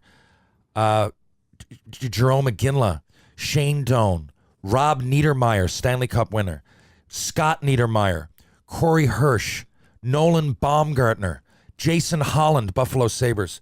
This is off one team, okay? And you should see, we would get there, like I remember thinking, okay, this is what it's all about. And the boys would be out there like an hour before practice and ringing pucks off the bar, slapping them, giving one-timers, skating, bag skating themselves. And I'd be like, holy fuck, like this is the reason these guys are so successful, right? And they would do it as a team. I can't say that enough, right? They would be out there as a team, and when you're doing it, it doesn't seem like work. The best teams, man, they practice a lot. They just hang out a lot. Anyway, that's my 2 bits on communication and all that shit. But, there are reasons that certain players get there and certain players don't. And you know what? I think another important thing to do is hang out with the boys and have a few pops. And you know what's a good way to do that is with some Miller Lite. So I think we're going to take a second, hear from the good folks at Miller Lite who are a sponsor of the show, and then we'll come back and we'll get Brad Brown on the phone and we'll have a chat with him. So here's a word from our sponsor, Miller Lite. Here's a few things to know when opening an ice-cold Miller Lite. They brew their beer to 90 calories and 3 grams of carbs per 355 milliliter serving. And they also brew for great taste. It's this great Pilsner taste that's made Miller Lite a favorite for our beer drinkers everywhere. Miller Lite, 90 calories, 3 grams of carbs. It's Miller time. Ladies and gentlemen, it gives me great pleasure to introduce my friend, former North Bay Centennial, Fredericton Canadian, Barrie Colt, Montreal Canadian, Chicago Blackhawk, New York Ranger, Minnesota Wild, Buffalo Sabre, Toronto Marley, Florida Everblade, Hartford Wolfpack, Fresno Falcon, and Quad City Flame. Brad the Animal Brown. How are you, Brad?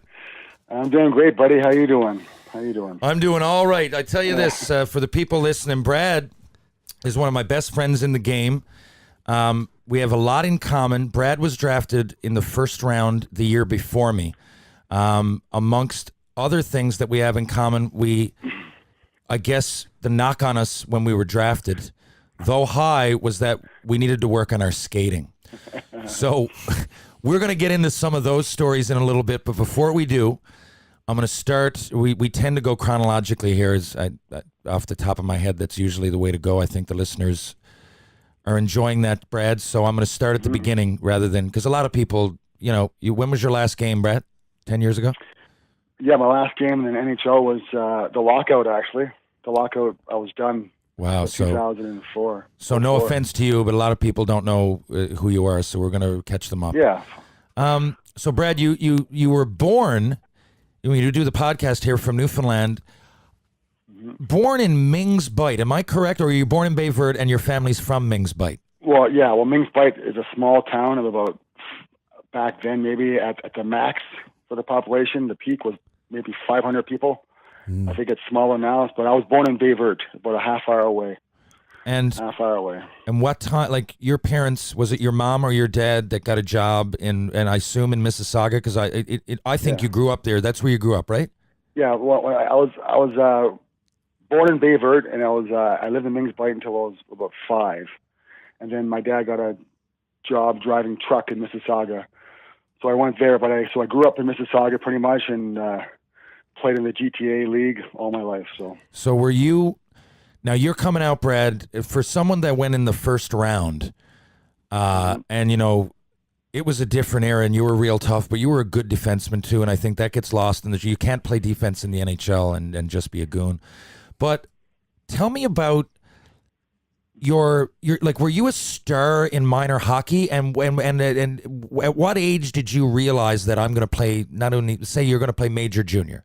Was it early, or was hockey a thing, and then in your late teens you figured it out? It probably, like when I was younger and novice minor Adam, I was a big kid. I was always big from start to finish, and I was a decent player. But until I got to around 13 years old, is when I start knowing the game better. And I was a really solid, back in our day, I was a really solid defensive defenseman. I was reliable. Back in the day, for a D-man to go end-to-end was kind of, unheard of at the time. Yeah. It was more about being solid and, being a good PK. And nationally, as you know, I was a tough kid. I can hit hard. And, when I was 15, going to the OHL, when I was 15, 6'3", 220, and I was pretty tough. Jesus Christ. I was pretty tough. So back in that day, that meant for something. Yeah. And the game's changed a lot, and I don't know what you're on, Terry, but this is a whole different discussion. But for fighting, like for me as a player who fought a lot from the time I was 15 years old, I was still 15 in the OHL fighting 19-year-olds and fighting my entire way up through the rankings to get to the NHL. I look back now, and this is my opinion. I don't know what you think, but I think it's so stupid. Well, I think fighting is so dumb right now. Well, they should ban fighting. Wow, Brownie, I'm not Are quite. you shocked or what? Yeah, but I know what you're saying. Like, put it this way, Brownie. Well, our era was barbaric. No one should do. Can you remember me looking at you and going like, okay, like who's gonna grab LaRock and like who's grabbing fucking whoever? Yeah, I know. Like, I mean, it was just like, and I remember. Well, I mean, Brownie, the 97-98 year where we played a full season together. I think you had 100 minutes, 8 games in. I ended up with 34 fights, Brad. 34 fights. And you're what are you, 6 feet tall, 100? Yeah. But the thing is, Brownie, the other side of it, I think there's a happy medium, because, like, Brad, what would you do with Brad fucking Marchand now? He wouldn't last. And I say what you want, man. Even if we had to goon it up, but if you were playing Brad, I know you, and you would go at him. There was times I would, of course, I would go after him, because back in our day, it wasn't policed like it is now. The league, like back in our day, there's no cameras. There's one referee for the most part. So I think players, especially enforcers, had to police the game back in our day. But now there's freaking cameras everywhere in the rink. You can't do anything stupid, like any headshots, anything dumb. You're getting a 5-game suspension. And I find like back in the day when I retired, I couldn't say this stuff because I'm like, oh, what a freaking hypocrite. This guy made, this much money fighting for his whole life, and now he's saying there should be no fighting. But I think in today's game now, where it's at, like you said, it's barbaric. You have bare knuckle fights, like street fights on the ice, and people think it's all right because it's a sport. It's not a sport. It's stupid. Well, but what would you do against now the other side? Wait, okay. Because I'm going to say to you, like, you are also, Brad, a great hitter. The thing is, I almost feel I get goosebumps the wrong way when you say that, because yes, you were a fighter, but don't classify yourself as that. You were a first rounder, and I remember, Brad, the first camp playing against you're hitting. That's the first thing I don't know where you were in the OHL with that, but I heard big things. Like, I heard about you before I played against you, and all I heard was, watch out, don't have your fucking head down. Right? It is true, but I bet you half of my hits back then were headshots. Yeah, but you didn't meet. It's just like Stevens or any. You were in the mold of Scott Stevens from the other side. Yeah, like I come across the middle. Yeah. But I'm saying, but I think what we know now about brain injuries and all this shit that's going on with ex-players, poor guys are killing themselves. You have all this shit going on and alcohol problems. I think it all stems from brain damage. Yeah, I know, but now I will say this. I'll give you a conundrum. So I had 4 bouts of post-concussion syndrome. Yeah, right? I know you did. It's terrible. Terrible, the first one lasted a year, was my worst, and that was the next season. I had 34 fights. That's what I can't fucking believe, that they even let that happen. Like now, if you're a first round pick, they make sure you don't fight. But this is the thing. Yeah. 4 of them, Brownie, all of them happened from open ice hits. None of them. All those punches I took in the face. And for some reason, I can't explain it, but I'll try to. It's like if you're stationary and I'm looking at you and I know I'm going to get punched, it's one thing. But if I got my head, like, I'd way rather, you're a big guy, I would way rather you hit or you punch me in the face than hit me with my head down coming across the middle. And so those hits, though, cause more concussions than fights. So what are you going to do? Yeah. How would you eliminate Brad Marchand without fighting? Is my question. Well, you got to be on him. Like in today's playoffs games, like it's a man's game in the playoffs. Like you said, you got to be like physical, like cross checks, be on him, talk to him, hard hits. But what I'm saying is, like, do you think if I dropped my gloves against Brad Marchand in the playoffs, he would even try to fight me? No, he's not. Or anyone. And I guess the other side of it, there's no honor anymore. Yeah, there's no chance. There's no honor. He'll drop and he'll turtle and he'll laugh at you and he'll hopefully the refs the guy will get does you. it to him. You drop your gloves and Marchand's looking at you. The refs are gonna get you before Marchand. Even he's turning away. I try to hurt him, though. I'm serious. Not many. There's only 2 that I've ever even seen, and I played against Sean Avery once. But Avery and Marchand, I would really go out, and me, I would defend myself. I didn't try to hurt people. I didn't even start fights. I would go out and I would try. I would drop my gloves and I would start. Yeah, I would. I definitely would. Yeah, but how do you win? And if it's during the regular season and you do something stupid, well, then you're getting a 10-game suspension.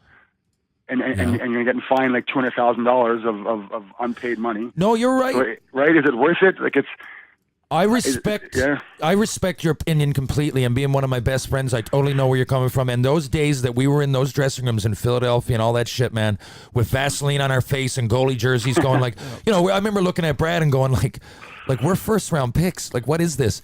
But I do think there's a happy medium. We'll agree to disagree there. But now we're going to go back to the beginning. Because there's one thing I would like to say, though, with respect to, I think the easiest way to take care of it is almost the same thing as the visor situation, in which it's kind of going to take care of itself and get grandfathered in. Nobody can enter the NHL now without wearing a visor. Once upon a time, that was a big deal. I really think there is absolutely nothing to gain, and I hope it doesn't happen anymore, but you've got kids in junior who are 15. I don't think there should be anyone telling them, hey, well, you know what, kid, the only way you're going to make it is if you're going out and beating up or trying to fight a 19-year-old. Well, I don't want to beat this to death because we could, and I'm on, but they got a 3-fight limit in the OHL. I don't know what people are talking about. And no one, back then, there was a few people that would give you a tap. I remember getting the tap once, and that was Michel Therrien, and I fucking nearly spit in his face. You think I don't know when to fight? You remember that shit? Remember, Bernie? I took my helmet, boys, and I threw it at the end of the game. I threw it off the glass on the other side of the rink, and I told him to go fuck himself.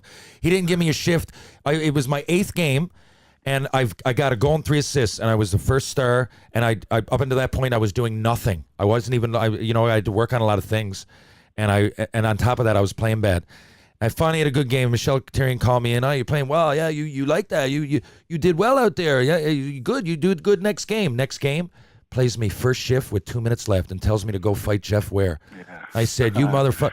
I was pissed. Now, that's the only time I remember getting the actual tap. Other than that, even in that era, I think it gets misconstrued. But I'm not saying, Brad, that we didn't feel the heat. We knew that we had to do it. Like Therrien said it without having to say it. And I don't want you to get into that either. You're still involved in the game. You don't need fucking to burn any bridge. I didn't like Michelle Therrien, whatever. But now when you come into the O, just for example, I'm looking at you, Brad. You go to the OHL right away. You're on North Bay. I didn't realize till I looked at the Hockey DB that you played with Bonvy there. Bonvy's one of the toughest fucking guys to come across. Yeah. Anybody, in any league. 49 games, 261 minutes. He had no goals. Like Sean Antoski's there. Yeah. I'm looking at just at your team. That's North Bay, and that's when you're first coming in as a kid. So how was the OHL then, Brad? I mean, in the Dub we'd have a lot of fighters, but fuck, you guys matched us. The Q not so much, but I mean, who was the toughest guy you fought in junior? Toughest guy in junior. Let's see here. The one guy who was really tough, but he didn't play much because he had concussion problems. Was Brett Lindros. Yeah. Big Brett Lindros. He was a tough kid. Fuck, he was big. Yeah, I fought a lot of guys. I can't. You were probably the toughest. In the No, I was one of those guys where I was a gamer. I was like you, TR. Like I would play the game the right way, play it hard, and if I got challenged at any time in the game, if it's a close game or whatever, I would fight. Yeah. There's not too many times I said no. I just, one of those guys. I wish looking back now, I would have picked my spots more, and you too probably. Yeah, definitely. It just, and I remember going. I have a son, 15-year-old son, who got drafted to the Sioux Greyhounds, and he's going to go to camp in the fall. Beauty. And I remember my first camp going to North Bay. All I was scared about was fighting. You knew. I never fought before in my life. Didn't fight a day in my life. But I remember going to camp going, I'm going to have to fight somebody. I'm going to have to set the tone or try to show off to the coach or whatever. Like I had that nervous energy in my body like weeks before going to training camp. Because I just knew, right? And now, like my son's going to camp and he doesn't think once about that. He doesn't even care. Like it's not in the game. Can you remember, Brownie? I don't know how to explain it. PJ Stock was here last week. And I said, PJ, do you remember those fucking rookie games that we had to play? Brownie, can you remember that shit? Guys, in New York. Oh, but your Rangers, well, the one I'll never forget in Sherbrooke, Eric Bolton skating around with no jersey on, grabbing anybody and everybody. And anybody on either team, like even if you fought a little bit, like guys like Jonathan DeLille, God rest his soul, like everybody that fought at all would put it up. Like I don't remember many guys not. Matt Higgins, maybe Eric Hood, but everybody, and that was it, and everybody knew it, and there was no limit on the fights. You could have 4 in a game, and they would sell this place out, and we're going to, and that's all it was. I remember there was so much emphasis on it, and because 5 or 6 guys that are trying out for the goon role, they're going to dominate the game because they're going to fight. Every one of them are going to fight at least once. And then you get guys like me that are trying to show some spunk, and you that are first-round picks here, fighting guys that fucking can't skate the length of themselves. But anyway, how about those, Brownie? Like, that's what we had to go and get ready for that shit and have to fight some fucking mate. And this was in camp, guys. Like, I remember Brad getting in no less than a dozen fights one camp. And I mean, I guess I see where you're coming from that point of view. And I don't want to beat it with a dead horse, but I'll tell you this. You were a fucking tough motherfucker, man. I'll say that. For someone that, I think for a first round pick number 1, you became so tough that you became known as a fighter, and I'm not necessarily saying that in a bad way. Like, you were so tough. You were still good, but every time, Brownie, you were taking on guys like Peter Worrell and fucking LaRock and Frank the Animal Bialowas and Steve McLaren, and I mean, you fought them all. So, our experience in Montreal, I'm going to go back to this, because I'm talking about the fighting, and that was so much. I mean, can you remember can you remember that game you got called up to Buffalo? And they gave you a shift and they put you up on right wing against Rob Ray with 7 seconds left. Yeah. I'm going, holy fuck, boys. Brownie's thrown to the Wolves. Tell that story. Tell you. Okay, well, I started off on defense. I think we dressed 7 defense that night. Okay? I didn't get. And always a bad sign when you're dressed in 70 and you're not getting the shit. Now, Brownie, before we start, I'll tell you something. I'm going to remind you of this. I'll remind you. Yeah. Before that, boys, we're playing in Rochester, and I got called up twice for like 3 weeks, and I didn't get a game, and then I got one game, and they told me to go fight. Basically, they didn't tap me, but I got one shift against like Domi or something. So, Brownie, we're in the dressing room, and someone, I think Mario Trombley, came in and said, "Kid, you're called up. Expect Brownie to be pumped." And Brownie goes, "What are you going to do, pull a Terry Ryan on me?" He said, "No, I'm not going if you're going to do that." And everybody went, can you remember doing that, Brad? Yeah, I remember exactly.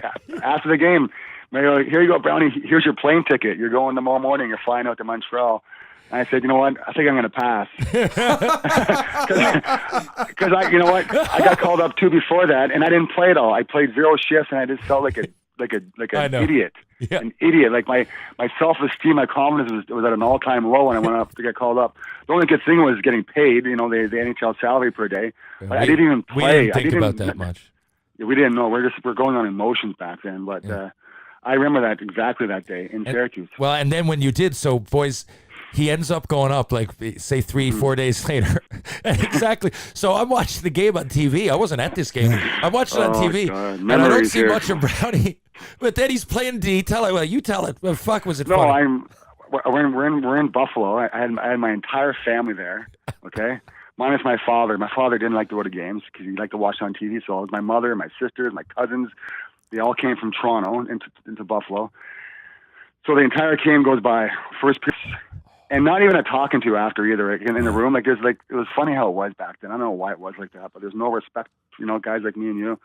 Second period, 0 shifts. I'm tying my skates in between periods. I'm just like whatever.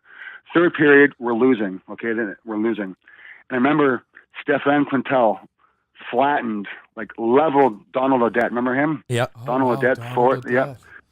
Well, Quintel flattened him. We're down by 5 goals. It was a blowout. So then after Odette was down there lying on the ice and Quintel got the boot, he was out. All the fans in the rink were yelling, "Razor, Razor, Razor!" Right? I'm sitting on the bench, my feet, my hands. I'm tired. I'm tired. I'm not even into the game. Mario walks down from the forward position on the coaching bench, walks down to the defense, and says, "Big boy, you're up. Play left wing." I'm like, "What the frick?" Left wing against Rob Ray with everybody chanting. Keep going. And listen, I'm at that time I'm 20 years old. No fights yet. Holy no fights. 0 fights in the National Hockey League. So, and I see Razor. He's like, he's a pro, and he was fucking tough. He was really tough, and he's like lining up at his position on right wing, and he's like curling around, and he's shaking his head, and he's like he's loving this because he's gonna put on a show for his fans, and so then I'm lining up with him, and he's like, "We're going, hey, big boy," to me, and I'm like, "Yeah, I guess we're going. I gotta go." Oh my God, I can't imagine. And then if you go on YouTube, you'll see it. The puck drops, and back then I think he backed off and he takes off his elbow pads like he would do. He flew them off. He couldn't take his gear off because it was illegal then, but he used to. But so, anyways, I'm still tired. Like I'm not sweating. I have not an ounce of sweat on my body. My heart rate's low. Like I'm not pumped up. I grab him first, and I kind of gave him the first punch, and then he came over with the left or right and got me right in the right spot in the chin, and I went down like 2 seconds in the fight. I went down. And I you know what? If you can read my emotions or take a read on my level of anxiety and pissed off and everything after a game, that was probably my all-time low in hockey right there. Well, in the shower, going, "What the fuck am I doing?" I remember. I'm a first round pick. I'm getting 0 ice time. I'm fighting. I get fucking KO'd. My family's here, and I'm like, what's going on here? That's right? why, man, I was so fucking jealous when you got out. Because Brownie, when you got out, not that we had. I'd like to say to people too, like, we had a few run-ins like that, but like I enjoyed my time in Montreal. Like the guys were good. We had good friends. You know, so but there was some black marks, and that was one. And I told a story. My last shift in the NHL, Brownie, was very similar. Same thing. First shift, like, you know, periods into the game. Usually, if you didn't play in the first period, what coach would put you in? You're cold, right? You're going to pull a groin or some shit.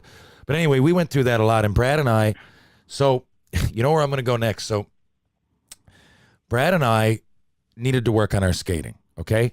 Mm-hmm. So first of all, in practice, many times, but one in particular, and I remember feeling like you, like confidence would be at an all-time low because we're not playing a lot. Just like you said, like, you know, Mario Tremblay didn't tell you to fight, but he told you to fight. And by the way, before you tell the story, Mario Tremblay, I had him for 3 years in Minnesota with the Wild. Yeah. And he was my best friend. Yeah, I can see that. Like he wasn't a head coach; he was assistant coach, and he was like that. He's a good guy, but in Montreal, I think he got put in that position way too early. He was. I didn't mind Mario. He had zero coaching. Like he didn't coach at all in his life, and he got hired as a head coach. And he was. But you know, back then he didn't know who I was, but I got to know him over time.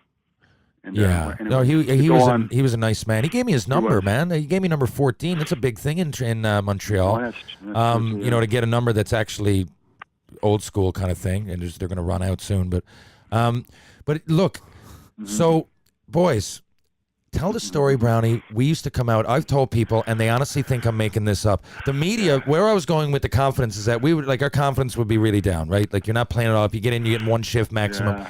So, like, you'd look over, like, I would be embarrassed. Red Fisher didn't talk to rookies, the motherfucker. Wow. So, Jesus Christ. Really? yeah, he was an asshole. He ended up dying, and I respect everything that he did.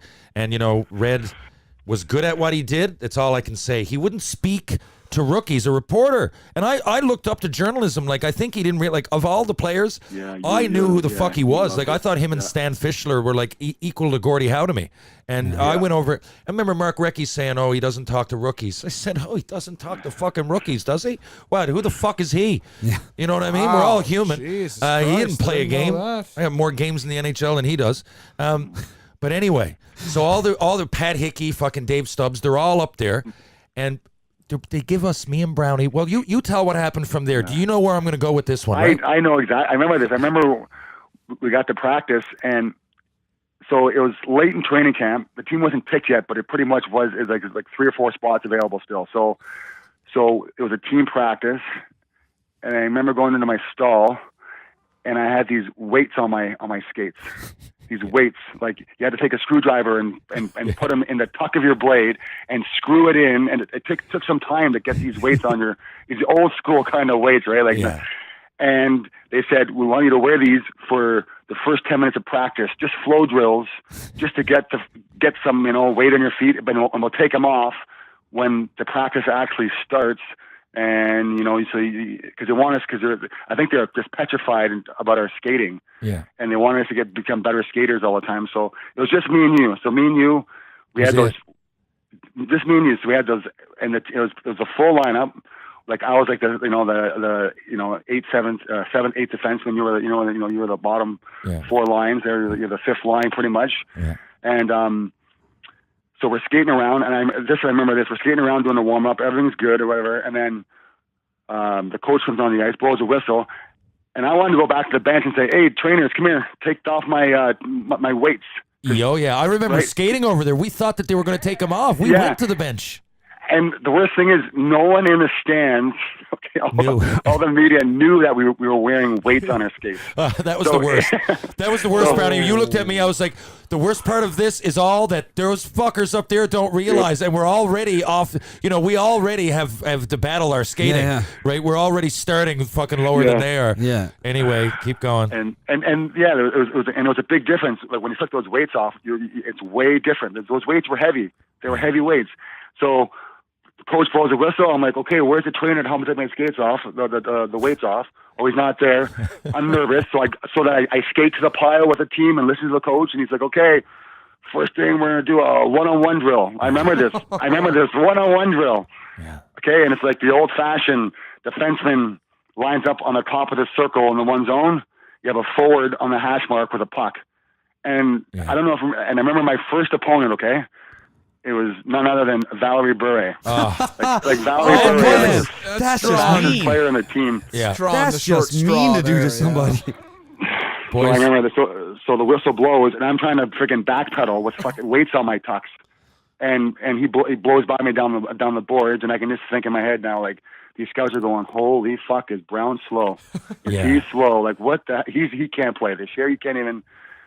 But anyways, that was a well, funny story. And you're they- the same way too. You well, had they weights put on your me skates. and they put me against Koivu in the same drill. He's the same thing with a left shot. Both of them are like, at that time, I'd never seen anybody with agility like either one of those guys and speed. They were the two, like, they were way better. Like, the next would have been like Lankow I played with in junior. Like, there was no one close. Even Recchi was fast, but these guys were so agile. Like, Valerie Bure would be jumping all around the ice like a rabbit. Like, I couldn't believe. And to go against them. And I remember yelling too. I was pissed off. So Koivu put it between my legs, and I went to like catch myself, and I fell over, and my whole, like, I fell on the ice like backwards. I looked like I couldn't catch up with myself. Well, I couldn't. And I remember, and like, I'm like, there's other people in the building. Tell them, at least tell them. Yeah. Because we look like we suck, and it was bad enough. And Brad and I were getting a bit of rap anyway, because the thing is, like, Jacques Demers and Serge Savard drafted us. Yeah. Right. And Turner Stevenson, and so he clearly liked Western League guys. And OHL guys that, you know, he went outside of Quebec, is my point, for guys that were not only players, you know, because Turner was okay, but Turner fought too. Like, we were all of the same mold, right? We're all going to get in our fights. We're all pretty physical, and they wanted that. But when they got fired, right, they and everybody else came in, then noticeable was Brad, myself, and Turner's skating. Because now, I'm not saying that Brad played those games. I think it was a crutch, but I definitely could have played longer. Turner Stevenson won a cup. I just mean that of the problems, you know, and we were first-round picks, so we had to smarten this up. So Brad and I, the bad part of that was weight in our skates. The good part was going to Vasteras, Sweden. They give me a call one time, and they're like, where do you guys want to go? So, like, they would give us money. Oh yeah, I think you've talked about this place before. Yeah, Yeah. And they just gave me a call, and there was a guy on our team, Peter Popovich, was from there, and so was Tommy Salo. And lo and behold, Brad and I get over there, and Nick Lidstrom. Yeah. Yep. Brad and I now. I'll let you take. Can you remember they were doing 2-a-days and everything, Brad? And they were expecting, like, so these guys in Vasteras were expecting a couple of, like, first round picks. I guess they were expecting, like, fucking, like, guys to just go in and dangle them. And the way this was the Olympic size, and they played like little water bugs, like in an actual NHL rink. I'm sure that they wouldn't even have been noticeable, but in there, like, they were like fucking. Remember how much they were training and the fucking. Anyway, you speak a bit. What did you take from that? It's starting to come back to me now. I remember like there are a lot of players. So we were 19, 20 years old going there, but you had like 24-year-olds, 25-year-olds who never got drafted, who never got a chance to go play National Hockey League. So when they were going against us, they tried their fucking asses off to make us look bad. Yeah. Right? And, you know, they always, and they talked in their, you know, different language, so we didn't know what they were saying, but every time there was like a drill, a one-on-one drill or something, they were trying to make us look bad. I think they were. And I remember that there. I remember, like, we had to do like team, well, we didn't do it though. We didn't go, but wasn't there like a team saunas? Like together, they had to go like a sauna party. All the guys get together after and do stuff like that. We never did it, but we just took off back to our hotel. I don't think I caught up on my sleep. It was. Remember, we got over there. We had to practice right off the bat, and then we were fucked from that point on. I remember going to the bar. Do you remember that bar we went to? I vaguely remember it. Yeah. We went out one day with the guys, but the other thing was, Brownie, it was such a different game. Now I think it's more globalized in that, well, there's more Europeans playing. But I remember getting it, and we were doing 3-on-2s. And, you know, the play in North America is if the guy's angling you off and he's doing a good job as a D, I just dump it in the corner. Yeah. So I just said to the other guy, I'm just going to fire it in the far. I would yell soft dump far corner, right, or rim or whatever. They rim. They're like, what? So we were doing also this. soft dump and rim if you're not really sure. No kidding. True. Soft Imagine dump. that. Soft dump rim if you're not sure. Good point. But I'm coming up. So the coach, and there was one of the coaches that was speaking Swedish, and although most of them spoke English, he wasn't giving the drills in English. So we had to go and regroup and come back the other way on a 3-on-2. So again, they're playing right in my face. So I'm taking it. As soon as I get the red line, I'm dumping it in. Now he keeps blowing the whistle when I do that. And so we had to redo it. But I didn't know that it was my play. I just figured someone was offsides or something. But they didn't do any dump-ins. It was like I was throwing the puck away. So here they are, first of all, looking at two guys that went in the first round, beat all them out for jobs that aren't as good of skaters. But again, I will say that they wouldn't have lasted in the AHL. They would have died after 10 games. These guys. It was just a hard time. That was a different era, but there was a reason Brad and I got drafted. You know what I mean? If I recall, didn't you throw your stick in the stands? I did. Yeah. Fuck me. You got a good memory. I snapped, boys. And everybody went silent, and it's like it wasn't like it was their team. So it's not like Mario Tremblay was there to shit on me or someone from my own. They were just like we were the Montreal Canadiens, like coming to town, right? So some of these people like look up to us and everything. And this little fucking guy kept putting it between my legs, and I'm like, if there was hitting, and the coach is like, no, well, and we were playing the shinny, so there was no hitting. I'm fine if there's no hitting in shinny. I don't want there to be hitting, but don't be putting it between my legs 4 fucking times, or I'm gonna pop you, right? And when I say pop, I mean hit. It's that, and I mean it's something that we encounter from time to time where it's like that guy that knows you're not going to hit him, so gets on with some bullshit. Yes, we've been talking about Brad Marchand enough this show. But I was talking specifically about some people. I couldn't hit this fun motherfucker, so I took my stick. And I fucking wailed it up into and you just see it going, and it lands like in section E, row 26. Then I'm sitting there with no stick, and I'm looking around, and nobody said anything. So I just silently went over. I picked someone else's stick, shoots left, off the bench, and I went back. Yeah, same thing. It was actually, looking back, it was really funny, and it didn't necessarily. What's the word? I won't. Like it's all about experience, and Brad and I, because of that, I often say because we weren't great skaters, we got to go to fucking Sweden for half a summer, and it was a pro team is what it was. There was a team called the Vasteras Eagles, I believe they were called, and so over there it just starts really early. So they were like, you guys go over there for pretty much the whole month of July when they're starting, but it was real tough training too. Like I remember at the time, Brad, going like those guys were asking us like, how do they train in the NHL? I'm like, well, we trained. It wasn't like my dad's era when we didn't, but like they trained. Like they were doing 2-a-days on hurdles, jumping, doing like fucking stairs at night. Biking. They were biking a lot, and in the mountains. They were spinning. They had spin machine, like they were doing spin bike before I even knew what that was. Wow. I remember too. I remember this. I remember we were there for a week, and we're thinking to ourselves, I wonder if Peter Popovich's going to invite us over for dinner. Yeah. Invite us over to say, like take us out, like two young Montreal players, right? He was a veteran at the time. Yeah, but we didn't get a phone call from Was it because TR tossed his stick up in the fucking stands and he didn't want to go near you guys? Nick Lidstrom he was embarrassed. He was embarrassed for us, I think.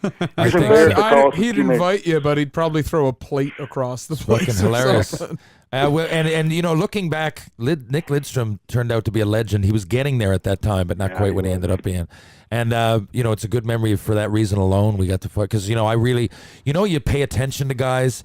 I didn't pay attention to Peter Popovich. He was an example of guys I was talking. If you're tall, it helps.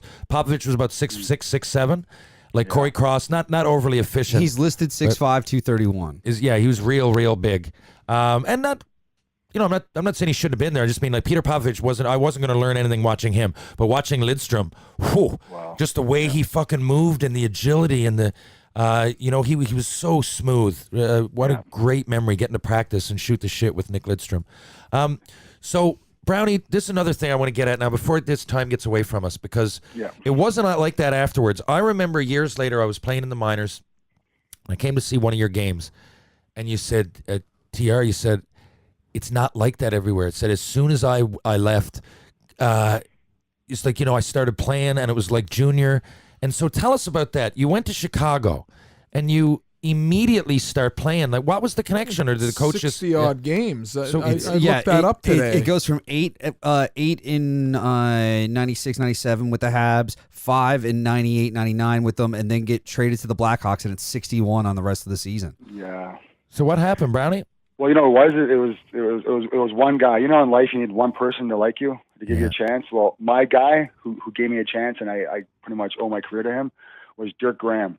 Wow. Dirk Graham was the head coach with the Blackhawks when I got there, and he was an old school kind of coach, and he respected the tough guy, the guy that works hard, and doesn't complain, and right away he liked me right away, and I started playing like an average shift. Like I was like, what the hell is going on here? I was PK, I was playing a lot, and it just kept on rolling from there. And when I got there to the Blackhawks, like, look at that roster. Yeah, that roster was scary tough. Like Bob Probert, a lot of big names there. Yeah, Dave Manson, Bob Probert, Bonzi, Vandenbush, myself. Holy shit! Right, it was a tough team, and no one. Even Mark Jansen's, he's underrated. Mark man. Jansen was a scary. I fought him like a week prior to going to Chicago. I remember that game in Chicago. We played for Montreal. You fought the East Coast guy there. Oh, Ty Jones. Is it Ty Jones or someone else you fought to? I forget his name, but I fought that game against Mark Jansen's, and then a week later, I'm his teammate, right? And I remember, him being like, but I mean, you caught, is it not Cummins? Cam Russell. Cam Russell. That's who you fought. You're right. Yeah. I fought Cam Russell, and I remember of those guys, like, because Russell was tough, but people kind of knew it.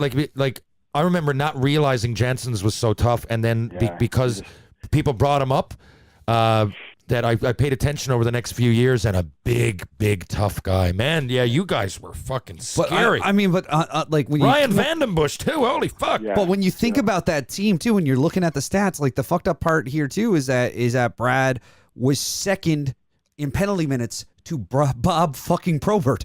Yeah. Like, Probert had 206. You had 184 that year. That's fucking nuts. Yeah. And Bob Probert, people don't know, Bob Probert was the nicest guy I ever known. He was such a great guy. He never, ever talked about fighting. He's been around. He was a legend. He fought all those years in Detroit, and he just played the game. My one memory of Bob Probert was he loved O'Doul's because he stopped drinking, stopped doing drugs. Yeah. So that non-alcoholic beer in the States called O'Doul's, no alcohol. But he liked going out with the guys and having something in his hand and just talking hockey or talking about life. And he loved to go out. He hated staying home in the hotel. He loved to go out and just hanging out with the guys. You know what? That's a shame. He died. I only met him. Met him one time, and he was a great guy. Oh, but you know what, Brownie? That would have been a fucking honor to play with him. He was one of my favorite ever. Yeah. But that says a lot, because a lot of tough guys that you would come across, you find they talk about it a lot, right? Yeah. And it's almost sometimes it gets annoying. It's just like, oh yeah, because I wasn't one of them. You definitely weren't one of them. But guys, and then they're proud of it, and they'll go, I got him down. They'll take you through the fight and their uppercut and this and that. So I always wondered, and Probert doesn't seem like that. Not that it's a bad thing, but I like tough guys that don't talk about it. You don't really need to talk about it. I like tough guys who talk about their losses too, not just their wins. You have guys, I knocked this guy out, I killed this guy. Well, buddy, you're going to lose a fight at some point. So exactly. You can't go undefeated. Right? Jesus, another guy under the radar. Fucking Reed Simpson was on your team. He's a killer too. Reed Simpson, yeah. I fought him. It's. I was just looking at those two Blackhawks lineups, and it's a really when you drill back into the Montreal Canadiens team that traded you away. It's like, okay, well, you had 5 games there, and then all of a sudden you jump up to 65 in the Blackhawks. Mm-hmm. Do you remember who it was that your D partner was that the majority of that season? Because you said you were getting PK. Yeah, it was. It was Dave Manson. Okay, yeah. Wow. Dave so Dave went back there. That's an upgrade. Yeah. So Dave was in Montreal, right? So when I was in Montreal, when I was young, like they had no confidence to play me in Montreal with Dave Manson. But it's funny, like you said, a week later I go to Chicago, and I'm playing a regular shift with Dave Manson. That's the way it is. Like some teams, they'll draft a kid, and then if he's there for 3-4 years, they just grow sour on him. They just lose confidence in that kid. But that's why it's good to get traded sometimes. And I wish TR, you never got traded. I know, man. Like from that's one thing. It's sometimes getting traded. And it happens everywhere. It's not just me. It happens to every guy. It's largely you're right, Brownie. And I think looking back, for me, it was the timing. Like timing's everything. And the thing is, I didn't get traded largely because of what you guys were doing. I remember Reggie saying to me, because he offered me. I made a mistake. I should have gone back to camp because they had a record number of injuries. I would have played. But Reggie told me, he said, you'll be our first call up. I'm going to send you to the minors, though. and you're going to be captain there. But he said, you know, you and I didn't want to hear that, Brownie. I didn't want to hear it. Yeah. But his reason was, he said, I can't. He said, look what I just did. He said, we just traded away Conroy, Brad Brown, Darcy Tucker, and then Valerie Bure, and he had like 37 goals with Calgary or some shit. So, you know, he's like, we're getting rid of these guys, and there is something to it. And he wasn't mean about it. He just said, you know, I'm not quite giving up on you, but he goes, you're not a good enough skater to make the Canadians this year. And I just said, Reggie, enough. I don't want to go back anyway. I don't want Michel Therrien to be my coach. And anyway, things worked out differently. But yeah, and I'm not tripping over my bottom lip here. I'm just telling you, because we kind of lost. I'm not going to say we lost touch. I mean, you were in my wedding party after that, but you know, that was it. Had I gone back to camp and something like that would have happened. But now this being said, Brad, we went through a lot together, and Matt Higgins too. Matt was the 96 first round pick. And guys, if you're a first round pick in the Montreal Canadiens, and you're all three of us never. I mean, we played, but we didn't play as much as we should have or could have. And that's a lot on somebody. I can't imagine having to go through that on my own. But my memories in Montreal are great ones because I had these guys to bounce it off of, right? We were all going through the same thing. Yeah. And so for you, Brownie, when I saw you playing, man, I remember watching a game in Chicago, and that first year you were up, and I swear to God, I'm not kidding, I burst out in tears. I was so happy for you because it felt like for a while we were in jail. And I remember when you were, Oh my it did, God. guys.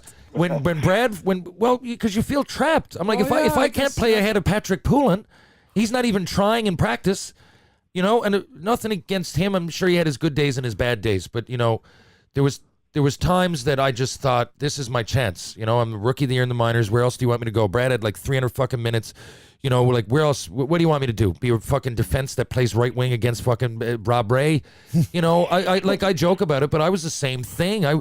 50 goals in junior, and I'm getting, you know, more fights than anything up there. I mean, most games I'd get one or two shifts, so it was a lot to go through.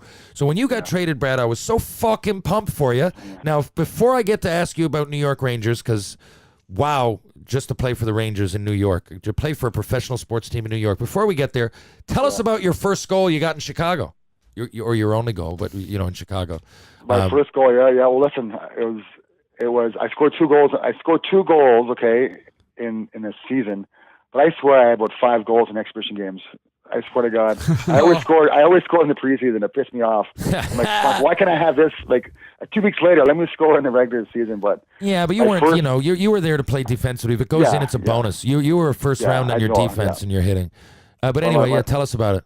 My first goal, I remember this. We were down 2-1 in the third period against Phoenix, and I made a stop at my blue line, and I had the puck and I passed up to Manlick.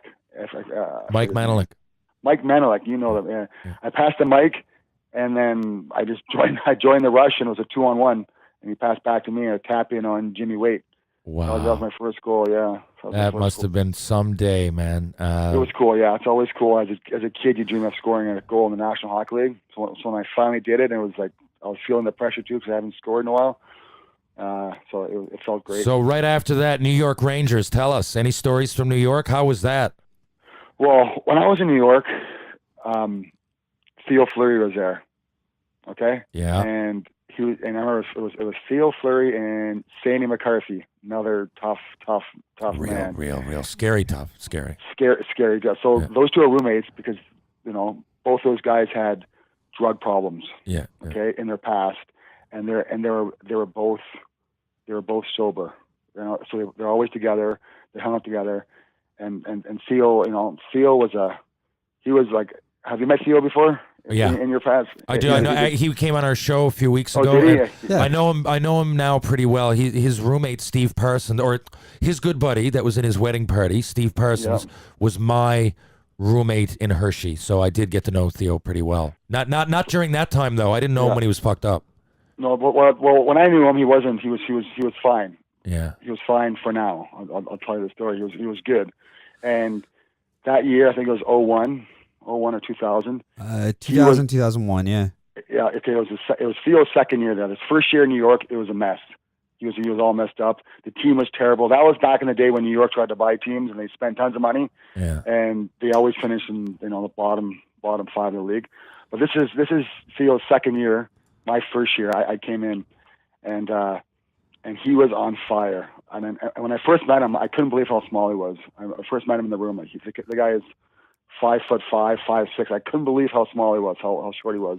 But on the ice, he was a magician. He competed. He was so smart. Yeah. He was so smart. The way he played the game, and he just loved to play the game. That year, I think, is till January. If you look at his stats, He was leading the league in scoring, wasn't he? yeah. So listen, Yeah. he was I remember first in points, and then we were out somewhere, and we're out somewhere at a restaurant or bar, and I looked down the bar. He's at a table, and I saw him drinking. I read about this actually. Wow. I'm like, what the fuck is Theo doing? And he was doing shots. He was drinking. And this is like the entire year. We're like, everyone look out for Theo. Like Theo, like Wow. obviously he had demons in his head, Yeah. in his body. Like what he went through was absolute brutal. But so I saw him drinking there, and then that was the last time I saw Theo until like 2 years ago. I saw him at an alumni event. But that was the last time I saw him. That night, I don't know what happened to him, but then he went back and he got, he was a mess again. He had to go away for treatment. Yeah. But he was first in scoring, and I don't think no one remembers that. First in scoring. remember. Yeah, I do. I remember. The reason I remember, because we were talking all the time back when people talked on phones, and you told me that, like, Brad, and I never let the cat out of the bag. He did years later in his book. Years later, but that's why it was on my head. I remember, and I believe it was 55 or 56 points or some shit like that. I can't really remember. But it shows on HockeyDB. It shows him playing that season, having played 62 with 74 points. Yeah, and Okay, he was the number. on. He was the number one Yeah. in the fucking league, guys, Yeah, and he he took was. himself Oh, yeah. out. I read his Like, book. He relapsed there. that's a crazy story. So, Brad, and didn't you during the same conversation? You're gonna think I'm fucking nuts here, but I do remember specific conversations. And during that conversation, you told me about. You said I'm playing in New York, and you went on David Letterman or some shit, or somebody did. Am I wrong here? Yeah, no. We did it was me and like 4 other guys, and so it was like Okay, I'm all ears, buddy. I'm all ears. But thing is, though, it was one of those things where he used to do like shoots off the show. Okay. It was an off-air shooting, Like a pre-tape thing, yeah. A pre-tape, yeah. And we had like 5 guys there. We all went to this pre-taping, but I can't remember who it was. But only the big wheels were talking. I was in the background. Hey, Mom. Oh, jeez. I was on the show, like as a pre-tape on the show, but I know talking part. Did you get to meet him at least? Was he? Did he hang around after the No, actually, because it was filmed off time. You guys went on the ice. Oh, okay. You guys even did an ice gag somewhere, So right? he wasn't. He wasn't even there. Sort of like your first, Terry. Sort of like your first TV show, probably. Just, Well, you're an extra. You're the extra. You beat me to the punch. You got on TV first. Well, I'll ask you in this. that capacity. Also on that team was Mark Messier. Have you got a good Mess story? Mess, you know what? I was at Messier when Mess went to New York. It was late in his career, and Glenn Sather gave him a stupid contract, like a 3-year. I don't know what it was for 80 or 60 year, whatever. And Mess was like he was a good captain because he knew the team was struggling and it wasn't really a good team, and he never got down. He never got negative. Like you know what? As a kid, you always hear Messier in the room like calling out guys and this and that, and that year, because it was kind of it was a tough year. Mm-hmm. I remember him just being positive, because I think he knew the rah and F you and I'm going to grab you by the throat and tell you to play. It wasn't going to work that year, because it just everything went on that year with Theo and all this stuff. But I remember Messier as being very positive, and that was a good guy. And that was the year he came back from Vancouver, right? Yeah. Yeah. He was in Vancouver. And then he went back to New York. It was, Mess is back, the captain's back, and he got a pretty good contract there. And they didn't really do much, the first 3 years there, and they're just trying to find their identity. They're trying to get away from the paying, $80 million a year, the pre-cap, for a team. That was the Rangers era that got a little kooky. I mean, just after your season, I think they gave Darius Kasparaitis $12 million to put his name down. I mean, when I'm thinking of going out and buying a good defenseman, he's not really on my shopping list. No disrespect to Darius. Now, one thing good fucking dirty hitter, that guy. Go ahead. One thing I really do, I was really excited to talk to you about is, so late you got a good tenure with the Minnesota Wild. Your head coach then, Jacques Lemaire, what was it like to play under, I guess, I call him the godfather of trap hockey. Yeah. So you're a stay-at-home defenseman kind of guy. And then he's your coach. What was it like having him as a coach? Oh, I love Jacques Lemaire. Yeah, okay. I love him. Me as well. I love him. You know, he didn't care what he liked the trap, but he's just such a smart guy. He's such an old school guy and very, very smart. He did not like any odd man rushes. You odd man rushes, you don't win the game. He didn't like odd man rushes. You give up them too much, you're going to lose. And he was there's a guy that had a presence. He had a presence. Like when he walked in the room, Jacques' a guy on the ice, in the dressing room, at the rink, you can talk to him, and he'll talk to you. You have any questions, he'll talk to you, and he'll sit down with you. He'll help you out, whatever you want. But you get outside the rink, you're at the airport or somewhere hotel, he's like, he wants no part of you. Really? He's zero part of you. Okay. You do your thing with the boys, I'm with the coaches. He's a funny guy, but when he walked in the room, you know, guys, listen, I'm telling you, guys were aware he was in the room. Like, he had that presence. Okay, so he was really old school like that. Like, that goes back to his day where if you saw your coach on the sidewalk, the player's crossing the street. That's it. The player gets on the other side. Yeah. Okay. He was like that, you know what? And I think his best friend was Mario. That's why Mario Tremblay was there when I was there for 3 years. Yep. And Mario just made him laugh, you know? Like Mario was such a good assistant coach. Like, he was good with the guys, and he knew his role. Yeah, man, Mario. I can see how Mario would have been a good teammate.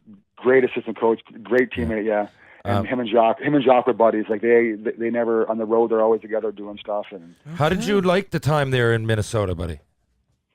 I liked it a lot because when I got there, it was their second year, and they're an expansion team. So it was all like their first year was pretty much all cast-offs from other teams. Right. Like, basically, it was cast-offs from other teams, so there was no egos. You know, and they picked Marian Gaborik with the third overall pick, and he was our only true superstar, as you can say, right? And they had Andrew Burnett was there too, but I liked it because everyone's on the same playing field, and we're all trying to make a name for ourselves in the National Hockey League, and we had good. My second year there, we went to the conference finals. Yeah, you guys went on a bit of a run there. I remember that. And that was some guys like Brunette played for Portland, right? That's the guy who played for Portland in the A. No, Andrew Burnett. Yeah, Portland. Yeah, yeah. And I'm looking. He had a great career. He had a great career, Andrew Burnett. Sebastian Bordelot goes there with you. What happened to him? Like, he's a mystery. I thought, like, Sebastian Bordelot, when I first saw him, I don't know if you guys don't remember this, but his father was the coach in Fredericton, so he got a bit of a bad rap because when I first heard about him, I thought, oh, well, people kind of said, well, he's there because of his dad, but it wasn't the case. But I thought his ceiling would have been a lot higher. Like, to me, he looked the same as like Valerie Bure and Koivu. Like, he was a little water bug bullet, but really agile, real good. Yeah. I don't think he really caught on, but I didn't mind Sebastian. Actually, someone just asked me recently about him, so I mean, he had all the tools, right? But it's a mystery. You look at any player, in the last 50 years. Like, some guys you think are going to be surefire players, and they don't pan out. Then you have some guy in the 10th round who pans out. You'd never say. Some guys don't pan out. You'd never say. You'd never say. But Brownie, look, which brings me to my next question: the minors. Yeah. But now this happens a lot. Most recent, our buddy Aaron Asham, right? His last year, he got sent down to the minors, and he said, "Enough of that. I'm going to retire." Brad, what motivated you, other than money, because it would have been a pay cut no matter what way you look at it, to play on the Florida Everblades, the Hartford Wolfpack, Fresno Falcons, and Quad City Flames? That's 4 minor league teams after your NHL career was done. I know I'm skipping ahead, but it must have been some degree of fun for you to be, playing. I mean, you explain, I guess. No, well, there's 2 things. I enjoy playing the game still. Yeah. Actually, I shouldn't say I enjoyed it. Here's the honest here. The one thing was I didn't know what I was going to do after hockey. So right, I'm doing it. So I played for the Marlies for 2 years, and I had a bad back for 2 years. I hardly played for the Marlies. It was just it's just, all the bus trips and whatever. I just, my body couldn't keep up. Mm-hmm. So I was probably around 31, 32 after those years. And I'm like, I can't quit hockey. Like, what's next in my life? What am I going to do? So after the Marlies there, Jerry Fleming, our old boy Jerry Fleming. Our buddy, yeah. Our buddy, he was the head coach of the Florida Everblades. So I had nothing going on in the AHL. I was pretty much done. And so I reached out to Jerry and go, Jerry, can I come to Florida and just see if I can still play, see if my back's fine, and I can maybe keep my my career going? And he's like, yeah, come on, Brownie. And he gave me a chance. And I actually, like, my family and I, we loved it there. Like, playing in Florida was amazing. Yeah. It was amazing. It kind of hurt my pride a bit playing in the East Coast League. But Jerry was there, and and my kids loved going to the beach every day. I'm like, well, it's not that bad. I can handle it. Oh, of course. Go ahead. Go ahead. No, and then starting from the East Coast, from the Florida Everblades, I got called up to the AHL, that next level before the NHL. So I thought maybe I'd get up there. I can maybe impress someone out there. And, it's like, guys, you hear that saying, chasing a dream. I was chasing a dream still. Yeah. And then, a few years later, I'm like, okay, I'm done now. I was 33, 34, and that's it. And but that's why I went to the East Coast League, because I was hurt the year before in the AHL, and I wanted to see if I still can make it. And I mean, it's still I imagine, you don't ever get specific or anything, but I imagine there was I say to people all the time, like, especially if you're in the NHL coming down, there's roles in the East Coast League and the AHL that, you get paid a bit of coin. It's not NHL money, but it's a living. No, And Brad, so what are you doing now? Now, you know what I do now? I do hockey schools. Like, I have a 15-year-old son and I have a 7-year-old son. So, and they're heavily into hockey. So I do hockey schools in the summertime. And then during the wintertime, I used to coach my son, and just be a dad. And I'll do some hockey camps in the mornings before school here and there. But I'm not, hockey's been very good to me. As much as I say whatever, but everything I have is because of hockey. And so right now, I'm lucky. I can coach my son. I can do summer camps and. Okay, so hockey is still a big part of your employment. Yeah. Hockey's everything I know is hockey, right? So, and I enjoy being on the ice with my kids and helping out in any way. And so you got 2 kids? I got 2 boys and I have a daughter. I should have known that. We talked a couple years ago in Ottawa. Just we got to see each other more too. Brad used to come, guys. Brad's been in the basement with Senior. Oh yeah. And it's come. Actually, my first marriage. Wish her the best, but we're long divorced. Brad came down for the wedding. And fan of the show? Who knows? Yeah. Honestly, who the fuck knows? Who the fuck knows? All I know is that she walked away. She drove out of town with my convertible Camaro and half my money. That's really all I know. Great. I wish you the best. It's just, it was a stupid decision. I've got a quick question, Brad. You mentioned earlier, just a few moments ago, that when you ended up in the East Coast League, that it was okay. Well, I'm not ready to be done with hockey, and obviously it's still a very, very big impact of your day-to-day life. But was there a moment later on where you said, okay, you know what? Well, I guess there would have had to have been, but do you remember a specific moment later on in your career? You ended up in Quad City for the Flames in the AHL, where you thought, okay, well, you know what, I can't do this anymore, or was it? Yeah, you know what? For me, it was all about my family at that point. Okay. I talked to my wife and my kids. My kids they were young, but I knew it's like, okay, it's time.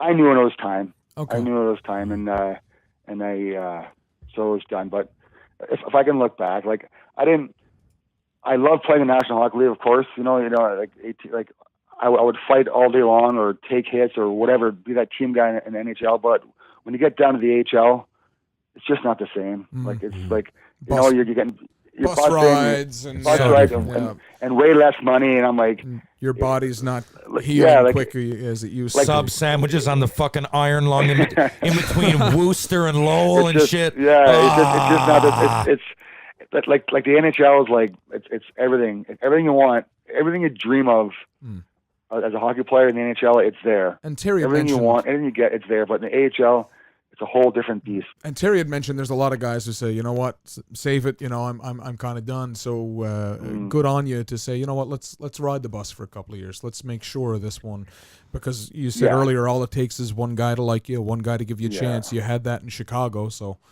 Exactly. And I'm sure that you brought along some young guys there. I'm sure there was another reason that, you know, that teams probably appreciated your time spent in the minors, because you're inevitably you're played in the NHL. I mean, you know, anybody that I came across, you know, that was in the same position, I'd really looked up to. So you can shape these people. You've been through a lot. Yeah. And your games, Brad, your games were hard games. What did you end up with? 390 something? Am I right? Around there, yeah, around there. Yep. Your games were hard for, like, you battled for everything you got. Like your years in the minors, Brad. Like, I don't know anybody who put in tougher time. I mean, well, I was close again out of necessity, but you know, Brad, Jesus Christ, the fights and the hits and the stress, and you know, to come from that and have to do that for years and years, and those weren't just in the minors. That when you got sent back to junior as a 19-year-old. I know what you're saying, everybody. I remember you talking to me about it, but you know, you're 16 and you're taking on these tough guys. But then when you're 19, you know, the very people that were in your position a few years before are trying to come at you because you're the man. Oh, yeah. You know, so those aren't easy years. And then, you know, your NHL, you ended up rounding into a real good stay-at-home defenseman. And I'm really proud of you, Brad. You're one of my best friends in the world, although we don't see each other anymore that much. We will. But, you know, I'll ask you this finally. Okay. Do you keep in touch with many other people like me? I mean, a couple of months won't go by that I don't hear from you in some way. You know, I still talk to Ash Higgy a lot from that group, I think because we went through a lot together. But how about you? Who do you keep in touch with in the game?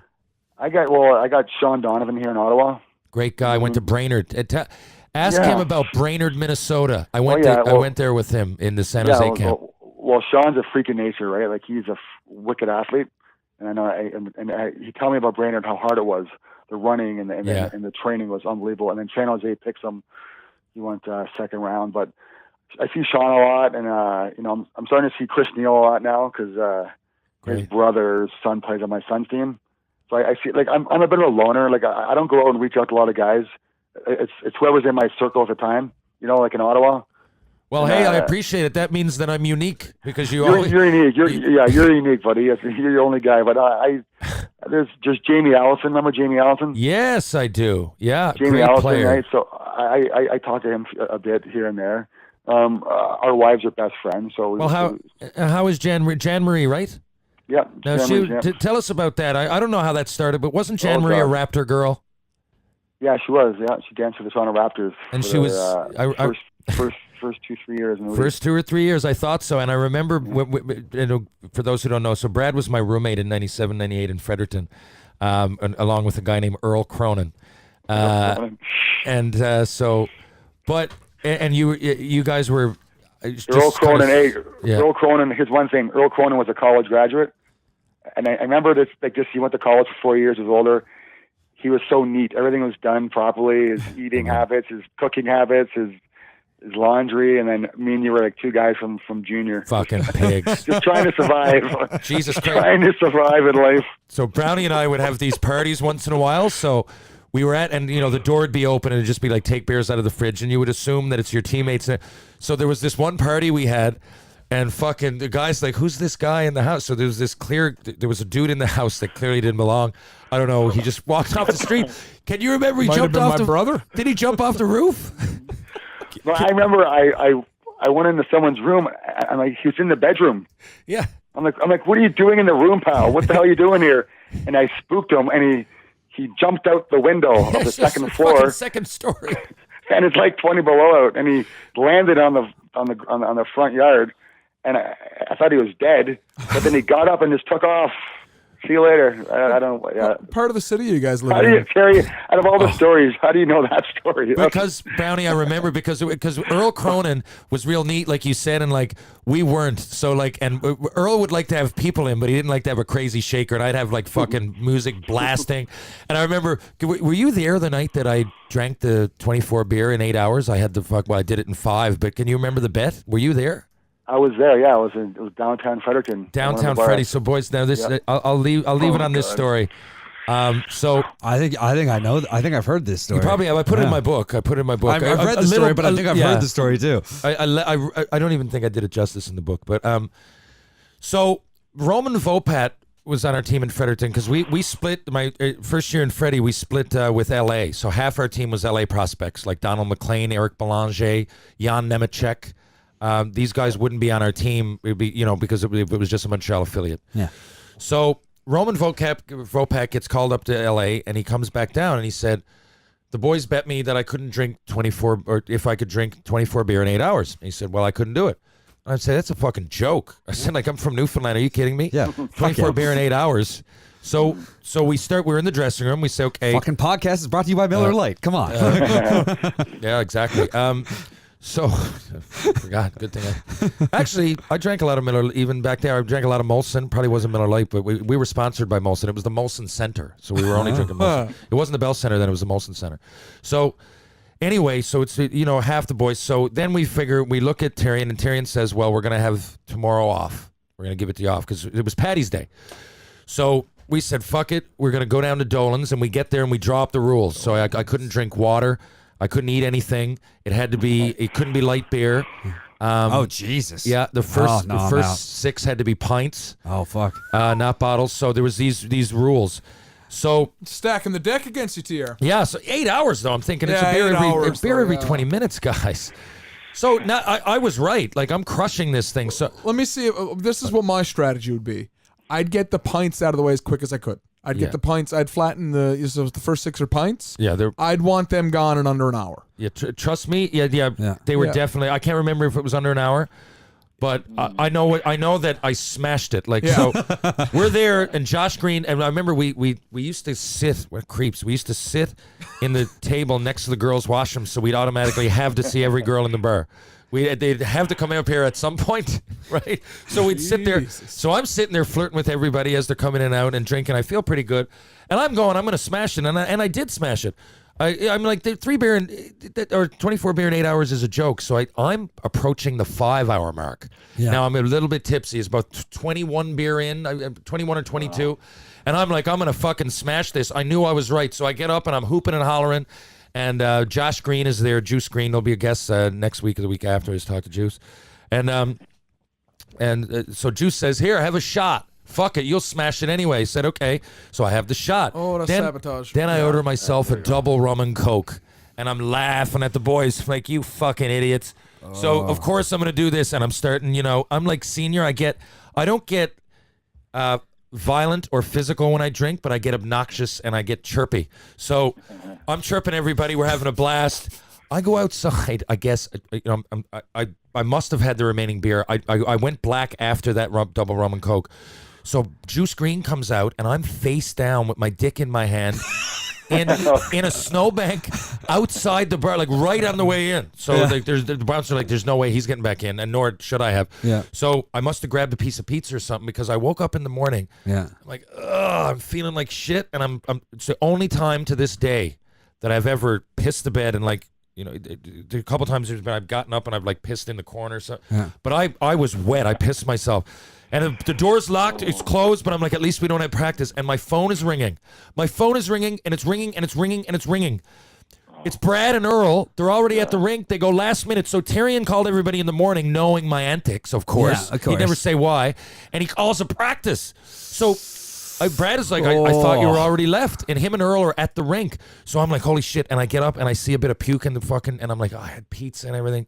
Then I open the door, and it's nothing but puke, like bloody puke. All the way down the stairs. The fucking, the railway on the stairs is busted. I must have fell through it, like right through it. I'm going, oh my God, I'm looking at the damage I did. I'm like, I shouldn't even be driving now. And so fucking, I honestly called a cab to come get me. And we lived this a little way away. Is that Georgia Sky Cab? I can't remember. I guess Chuck here lived in Freddie, Brett.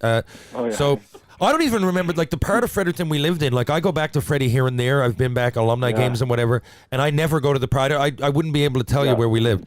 But anyway, boys, I'm fucking done. And I get to the rink, and as As I walk in, everybody's almost got their gear on, but they stand up and they start clapping. And they're like, "There's no way we thought he was getting here." And I'm like, I was pissed off at Brownie and Earl, first of all, for leaving me at the house. You know what? Hearing the story, I'm mad at myself now. What a fucking shitty roommate I was. Yeah, but you I should have grabbed you by the friggin' collar and brought you out. Yeah, but Brownie, listen, I'm gonna throw in a roommate etiquette here. You are not gonna want to grab someone out of bed who just one pissed themselves, two vomited everywhere, and point. three caused you your damage deposit. But Brownie, this is the funny thing. Yeah, you're right there, Chuck.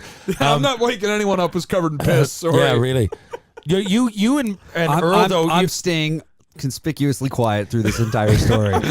You guys, Brad, you were woken up in the same manner. It's not so you were woken up with a startle too, and you thought because my truck wasn't there that I was, I was left, but my truck was just at Dolan's.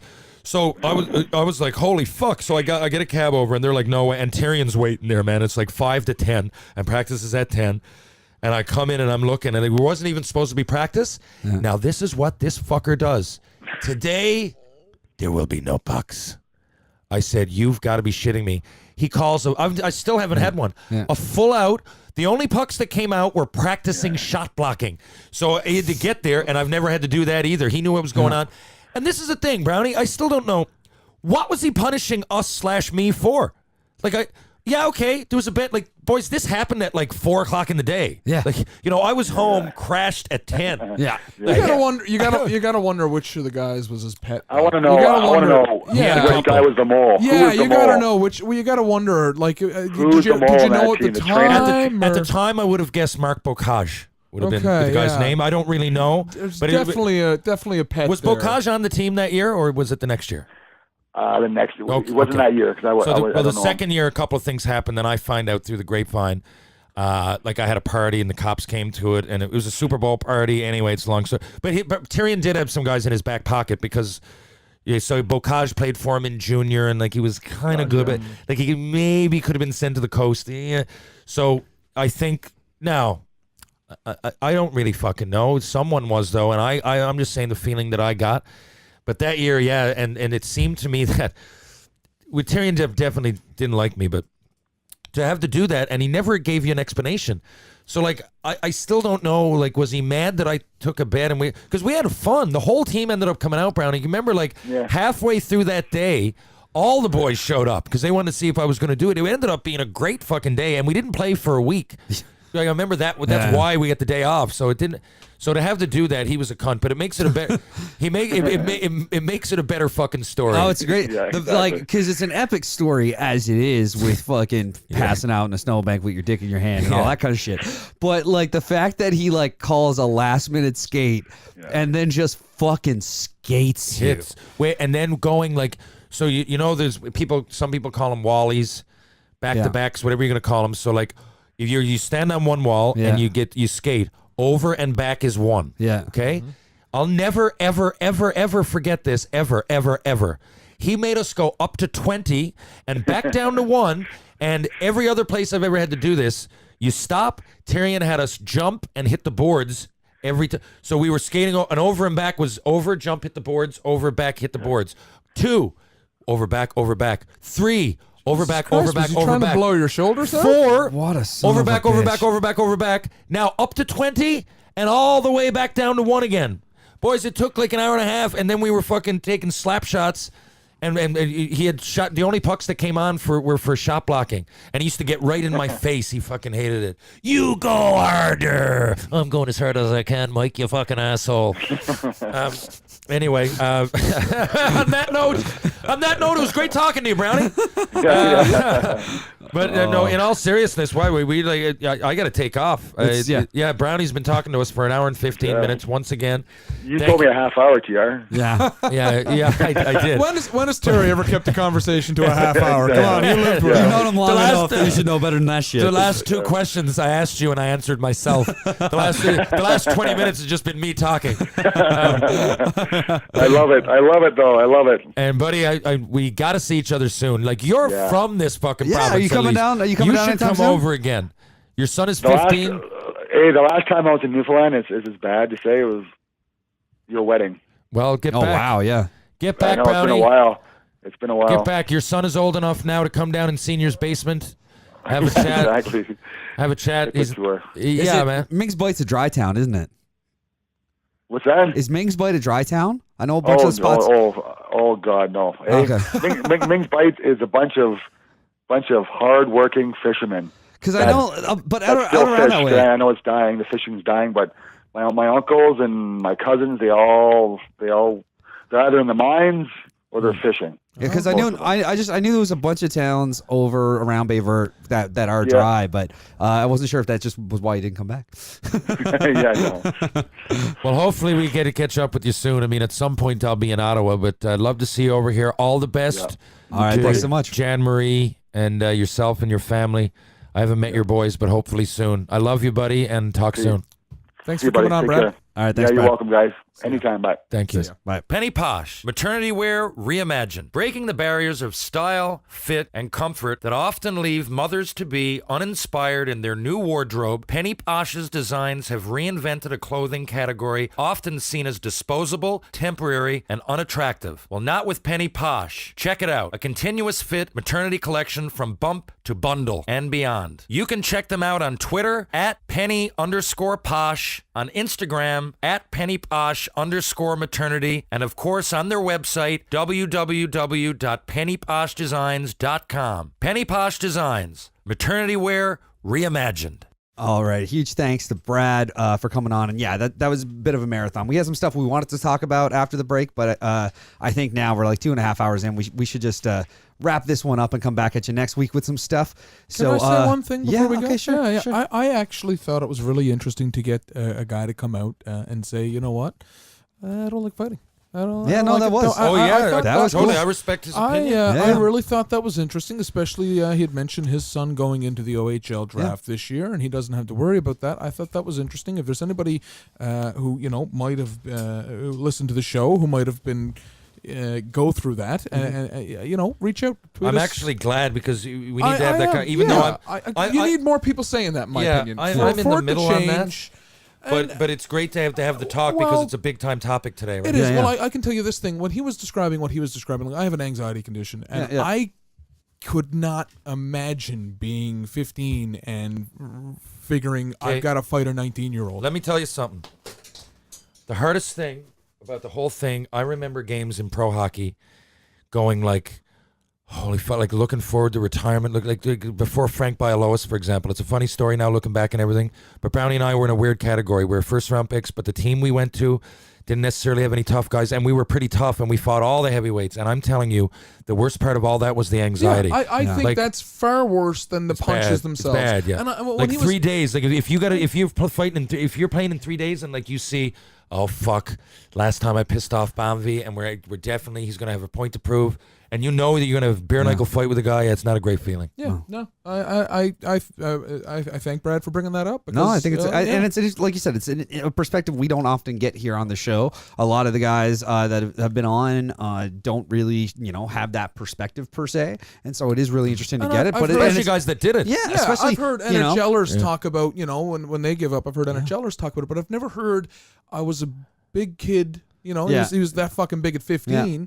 And having to go out and fight a 19-year-old. No, I will guarantee you. Yeah, you're sorry. Holy fuck. I will guarantee you this, though, and I guarantee you, Brad can say what he wants. Yeah. If Brad plays against Marchand, I'm sticking with it. If Brad, like you said, remember? But he said, well, it started to wear down on me at 31 or 32. That was the point earlier about Chara. Yeah. Chara's still doing this. Brad is Didn't almost. even ask him about Chara. He brought Chara down. Yeah, he did. He bought. Oh, we gotta get him back. We gotta. Yeah, I forgot about that too. I'll call him back. I still got his number there. But so I'm telling you that it's just naturally we fought too much, and Brad was that story about Rob Ray is both funny and absolutely amazingly retarded. And I watched it like while he was talking about it. I hauled it up and watched it on YouTube, and it's nuts because like the face-off happens, and before the face-off happens, the linesman and the ref spend about a minute and a half standing in between them, Ray is saying shit over Brad's. Can you imagine? And then like they're just waiting and waiting. Finally, they drop the puck, and Brad just drops his gloves. Yeah. Ray does like this ridiculous arm move where he flicks off his gloves and elbow pads in one motion. Remember, I was telling you about It's the nuts. goalie cuts, right? Yeah. That's what tough guys would do or take their elbow pads off because then you can't get at them. And Rob Ray, the Rob Ray rule is that you can't take off your jersey and fight anymore. Yeah. And so he would then, as soon as that happened, he started taking off his elbow pads. He'd always have an advantage. Yeah. But it was a scary thing. But I'm telling you that I know Brad, and I'm in the middle. I think there should be a little bit like I had 34 fights that year. Brad had probably 30. I'm talking about 97, 98. In an ideal world, I know I'm going to lose my temper 5 times in the year. Yeah. 5. Yeah. And I know the way Brad plays. Yeah. He can say what he wants, but he's going to lose his mind. Oh yeah, I'm you're speaking never, for him. You're never going to get rid of it, but I think you really got to do a better job of kind of convincing a couple of fringe players or that mentality that a couple of guys. Hey, you know what? If you get used to this when you're fucking 15, well, there'll be a job for you. The other side is I there think is there isn't. I keep saying to people, it's fighting. There's a penalty. Yeah. Right. Yeah. So and I thought of that too. there is isn't a penalty. fighting. Yes. Like it's a 5-minute. People say, well, there's fighting in hockey. I guess, but there is. But if I said to you, are there slashes in hockey? Yeah, but you get a penalty. Yeah. Oh, are there? You're right. You know. So I mean, it is. It's just what level is it going to be penalized? For me, maybe someday it gets to like 10 games for a fight. Maybe then but it's always going to. Yeah. It's got push and a pull, man. The other side of it is that then concussions are going to go up from a hit point of view. But again, you know what? We had a great conversation. Brad's not here to defend himself now, so I'll leave it at that on my end. And I'd love to have this conversation with more and more people because it is relevant. I would too. And there's a way to talk about it. It's like now I find in the United States, you watch CNN and there's so many here too, but I find it's the same issue like the abortion issue. People can't talk about it. They fucking yell at each other, and people are snapping on every channel. I used to use CNN, but at Fox, NBC, whatever you want to say.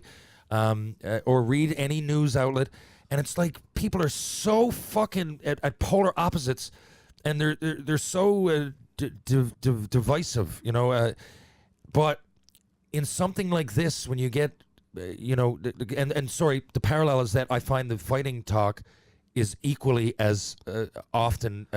There's nobody that's like I could take it or leave it. Totally. Yeah. So to have a guy, there's nobody in the middle. Yeah. And I get what here you're we are. saying Me and Brad are great friends. We slightly disagree on that, but you have the conversation, and you need to have it. And the only way that you're ever going to get better answers is to keep having the conversation. And at some point, we're going to find what's right, aren't we? Right? And it's only going to come through people like that. I really appreciate his opinion, and he would fucking know. There's not many that took more punches than I did. He did. I'm just going to say one thing. Can we just cut? I don't want to have the abortion thing compared to fighting on this. That's I don't want. Yeah, I don't want that. All right. Anyway, I gotta get going. Yeah. I know you gotta get going. You got your bag packed. I got movie tickets. I got. Well, I was saying it's a. I know. It's like like you're abortion saying it should be talked about. Yeah. I know be that. a conversation that people are having. It was more. It wasn't comparing the issue as much as I know it was that. comparing the debate on the issue. You know what I'm saying? But I want to leave it in because I'll say this. Yeah. What I'm saying is that some issues are very important and they affect people. Yeah. And they affect people's heads and they affect people's bodies. They affect people's lives. Fighting is one of those. Jobs right? too. There's That affects concussions people's issues. jobs. People are killing themselves. I get it. But it's also happening from hits. But that's a very serious topic. I'm comparing it with the abortion issue because the abortion issue isn't like saying there's no Tickle Me Elmos left at Walmart. It's a real issue. And I find in the same way that ice hockey, you can't talk about fighting with people wanting to fight each other and get so pissed off. It's the same issue. I'm not saying that they're any way similar in any other way than the argument that's going right now, the debate in America. I find it very similar because it has to be talked about, but it can't be yelled about or we're going to get nowhere. Sorry. Yeah. You can take it out if you want. No, I think again we're not talking about the issue as much as we're talking about the debate around the issue, and I understand the parallel you're drawing there, and I mean I'm good. I'm good. Okay, what else do we got, boys? I think we gotta go is what we gotta do. I think that's what we got left because I know you were saying you gotta get going. I know there was something else we want to talk about. You gotta skate, don't you? I'm supposed to be on the ice in 3 minutes. I got a movie ticket, so I gotta go. For what? John Wick 3. Oh, I heard it's real good. Gonna see a lot of murder. Man. Gonna see a lot It's of gonna TV be a lot. murder in 20 minutes. And so we'll come back and we'll shout at you more about hockey next week. And until then, I'm Mike Hickey. I'm Charles Pickett. Terry Ryan. And we're third man in. So Holy fuck. find us at 3 in My Podcast. And we'll be back next week. Why do you hang around with the worst crowd? The worst crowd.